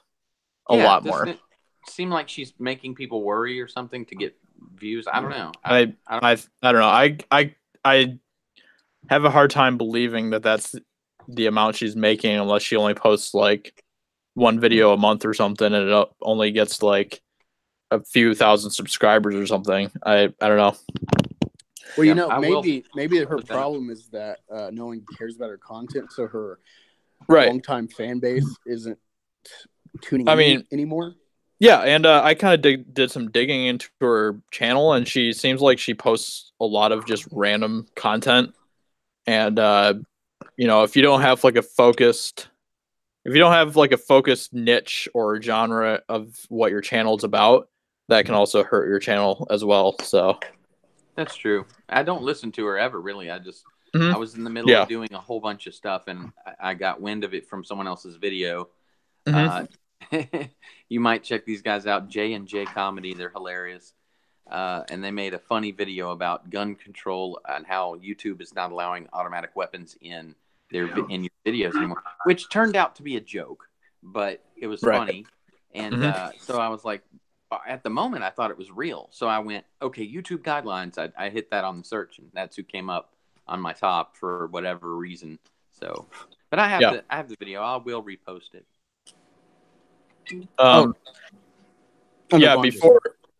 Before the whole 1,000 hour or 1,000 subscriber 4,000 hour thing, I had another channel that I was working on, and I only posted a video every once in a while and stuff, but I still was making a good like, I don't know, $50 a month just from that. And so it wasn't even something that I was like heavily pursuing, because that was kind of when I was focused more on working for other clients and my own films and stuff. So I wasn't even like, YouTube wasn't even like a big focus of mine, but I still wasn't making like that bad of money off of that. So yeah.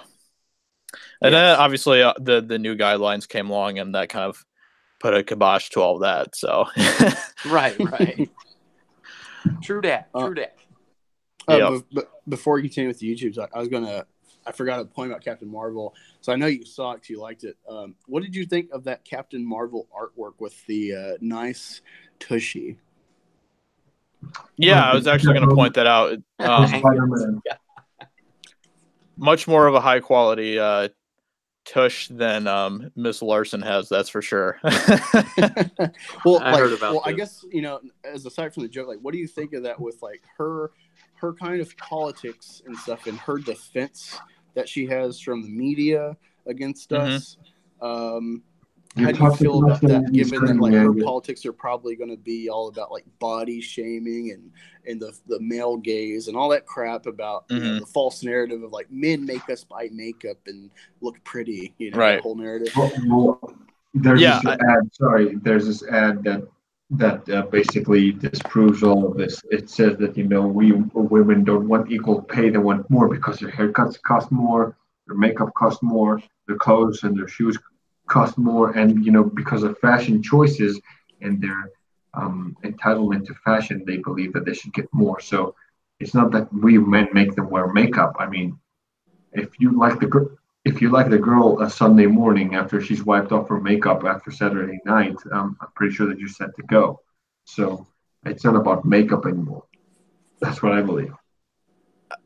The thing that I just find so funny about it is how they they don't want us. They want us to respect women and not, You should have any respect sort of. them. I'm going to bring Um, my voice to that. I'm sorry. I just need some salt. I'm sorry. I um, appreciate that. yeah, I just think it's funny that they like want us to be these, white knight women respecters and stuff, and not focus on the physical appearance of women or whatever and stuff, and then they turn right around and get a butt double for Brie Larson. I think that's just such an oxymoron. It's just hilarious. I know. like funny having too. an ass on deck. I know. I mean, the last time someone got a ass double and was ridiculous was Joy and Friends. It was pretty no spot. Well, what's funny too is that there's this whole culture that kind of is what spawned Comicsgate. Was with one of the first things before it became like a formal thing was Frank Cho's fallout with the Wonder Woman writer or whatever, and he was like, Mhm. "Oh, he's drawing Wonder Woman too sexy and stuff," and people complain about comics with idealized beautiful women doing ridiculous poses that aren't normal. It's kind of like the porn argument where it's like, oh yeah, what we're doing on film for you to entertain you is not realistic. It's not enjoyable. It's all about visuals. And it's like, you look at that pose that Brie Larson is doing, and it's just like the video game argument. It's like the comics argument with beauty, where it's like, that pose is so ridiculous, and her looking back at you to show you her ass is like, what? Like, you're selling a sexualized image for a person that clearly is totally against that narrative and that norm in art. And it's funny. Yeah, it really is. Just goes to show you how backwards they think. Yeah, exactly. So, I do not mean to do this, but my family wants to have dinner, so I'm gonna go ahead and eat dinner with them. But Josiah, it was a real honor to be on the stream with you. Of course, Katarn and my brother Angus. Guys, it was great to hang out with you. Yeah, same with you. I'm actually going to take off as well. I have to go spend a little bit of time with my family tonight. So yeah, it was great talking with you guys. Thank you so much for having me on. It was a pleasure. And if you guys want me on again, just let me know. Yeah, I'll hit you up on Twitter, dude. I definitely gotta get you on my channel. Okay, cool. Or you could come on the Founding Ruth Fathers. Actually, keyed me in on you on Twitter. I'm like, oh, who's this guy? And I started watching your content. Good stuff. And we'd love Thank to you. have you on Appreciate Founding it. Fathers, brother. What I love about Josiah is his toxic masculinity. It just makes me feel so alive. Yeah, I'm gonna go. I don't know, rub black paint all over my body or something, so I don't have my toxic whiteness getting everywhere. So I'm gonna go take care of that. So I will. But Josiah, when Captain Marvel comes out and when the cat is out of the bag, I'd really like you to return to this stream, and I'd like to hear your opinions, and I'd like to all of us on this panel to take the piss out of this movie, because I know that we can and we will, because apparently if a cat is more charismatic than Brie Larson, which it is, it means that this movie is going to go piss poor. Yeah, you can. Yeah, I'll definitely plan on being on for that weekend then. So sounds good, guys. Thank you so much, and I will talk to you later.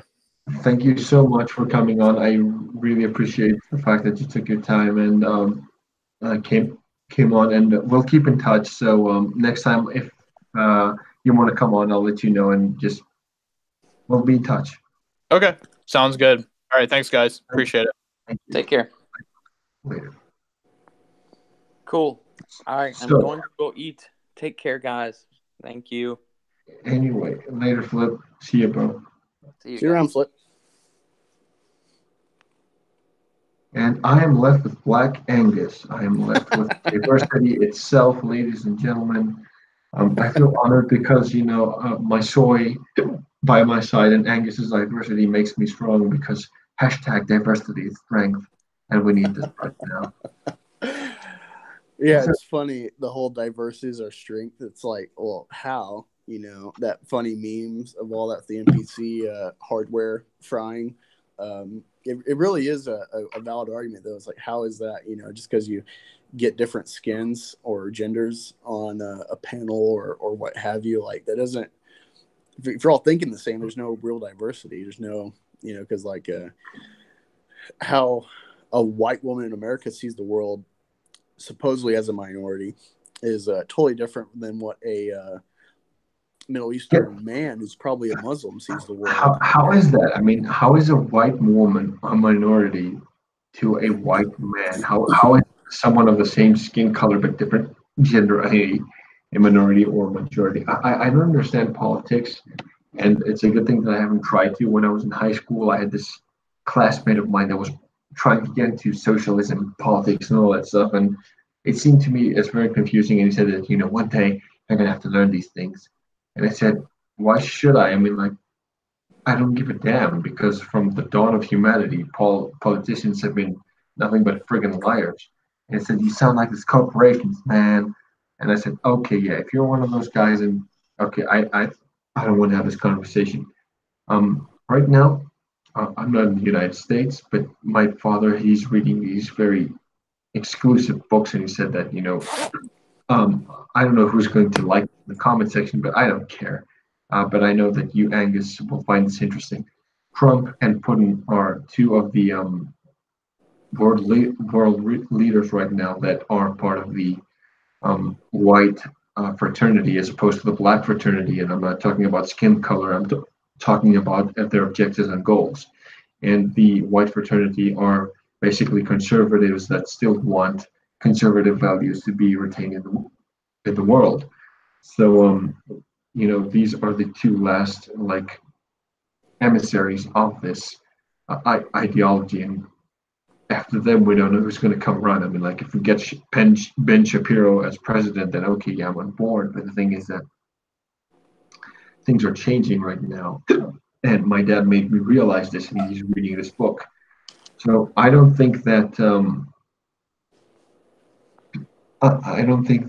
Trump is a huge mistake in the United States. I mean, if I'm to be hired working in the United States, and someone that is not pro-Trump is going to fire me, but I've been watching both Democrats and Republicans, and I side with Republicans because I subscribe to conservative values, and I believe that I'm a family kind of oriented person, and I believe that's what Trump is standing for. So I subscribe to that.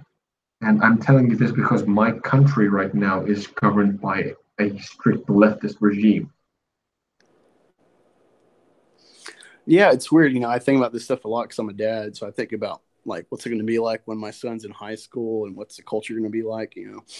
The media is key to winning this war, and if we expose them repeatedly like EVS does every day with his article coverage, this is beyond entertainment. I think entertainment is just the avenue of approach. Yeah.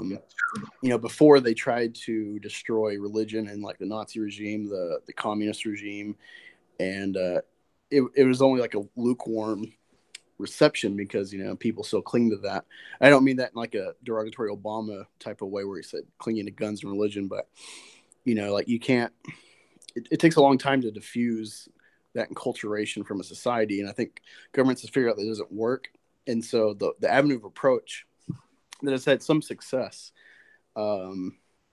especially in like Catholicism and very very formal religion, is to try to inject social politics into religion, and to try to take advantage of like the religious figures, saying like, Buddha, Allah, Jesus, etc. They were all about love and peace, and they try to associate that with like very infantile ways of looking at the world, with like how would you say it? like kind of like vegetarianism or veganism.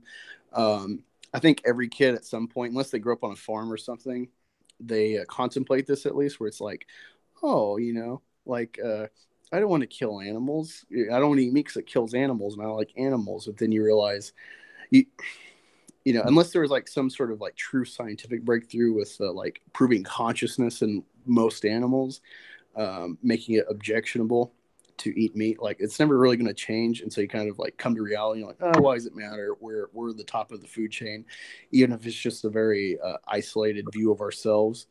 That's just the state of things. That's not a problem.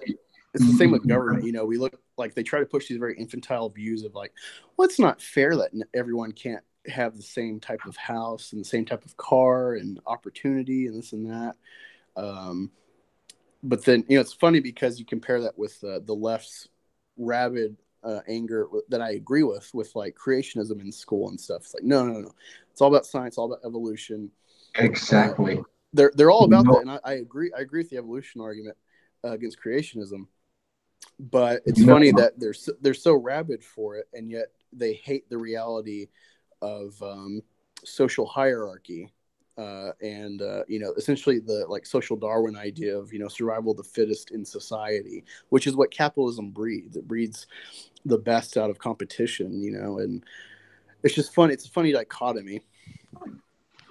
Well, funny that you should mention that I'm here in Africa, and people think that, oh my God, these poor people, they don't get equal pay, they don't get this, they don't get that. And one thing that I've learned through capitalism is that it's not about the money, it's not about selling out, it's not about the corporation, man. That's a leftist ideal. Right now, my father, he owns a charcoal business, and down here he has like about 16 to 20 workers every day working for him. And these people individually are completely different. Now, the black man here in Africa, Namibia, is he he's looking for a quick buck, and he will work as less as he can. But there's this guy that works for my dad that he's a hard worker, and so far my dad has rewarded his hard work with a lot of assets. You know, for example, he came to my dad and he said, you know, I need some help with the, you know, upgrading my house, and you know, he got a TV, he got a fridge, he got this, he got that. And the reason why my dad helped him is because he's always hardworking, and my dad could help him. And the reason why he hasn't done this for other people is because, you know, you'll catch them slacking off, and you'll catch them just fucking around and not working. I mean, if you turn your back for a second, those guys will just abandon their post and reduce your productivity. And my dad said that it's a mindset. This one guy that works hard, and my dad has rewarded so long, it's because it's in his mindset to work and be rewarded. He's not looking for a reward. He's not looking to suck up to my dad. It's just his personality is hardworking, and my father rewards that. So, you know, and that's the thing. So, is my father racist? Are they poor? Are they underprivileged? No. And that's the beauty of capitalism. If you work hard and your boss sees that you're trying, and my dad has helped a lot of people in this poor community here. He has helped build like 50% of the neighborhood of these, you know, so-called underprivileged people. But you know, they will ask for like, let's say, $10, 10 USD, and instead of doing the reasonable thing and buying milk for their kids, they're going to go to the bar at nighttime, and they're going to spend it and get drunk. So you see this once or twice, and people will be like, "Oh, these poor underprivileged people," but no one's going to tell them that, hey, they take money and they waste it on stupid things like drugs and alcohol. They only know how to say how all those poor underprivileged people. They're underprivileged because they have money that they waste. And who's bad? White man, my dad, or people like my dad. You know, the people that give them work.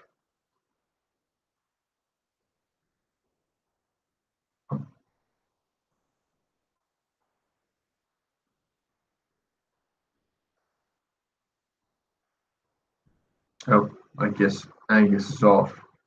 I really never noticed. So I'm guessing that I'm gonna have to say goodbye to everyone. So thank you all for chiming in, and I'll check you guys on Twitter, and well, thank you, I guess. So check you guys later. See ya.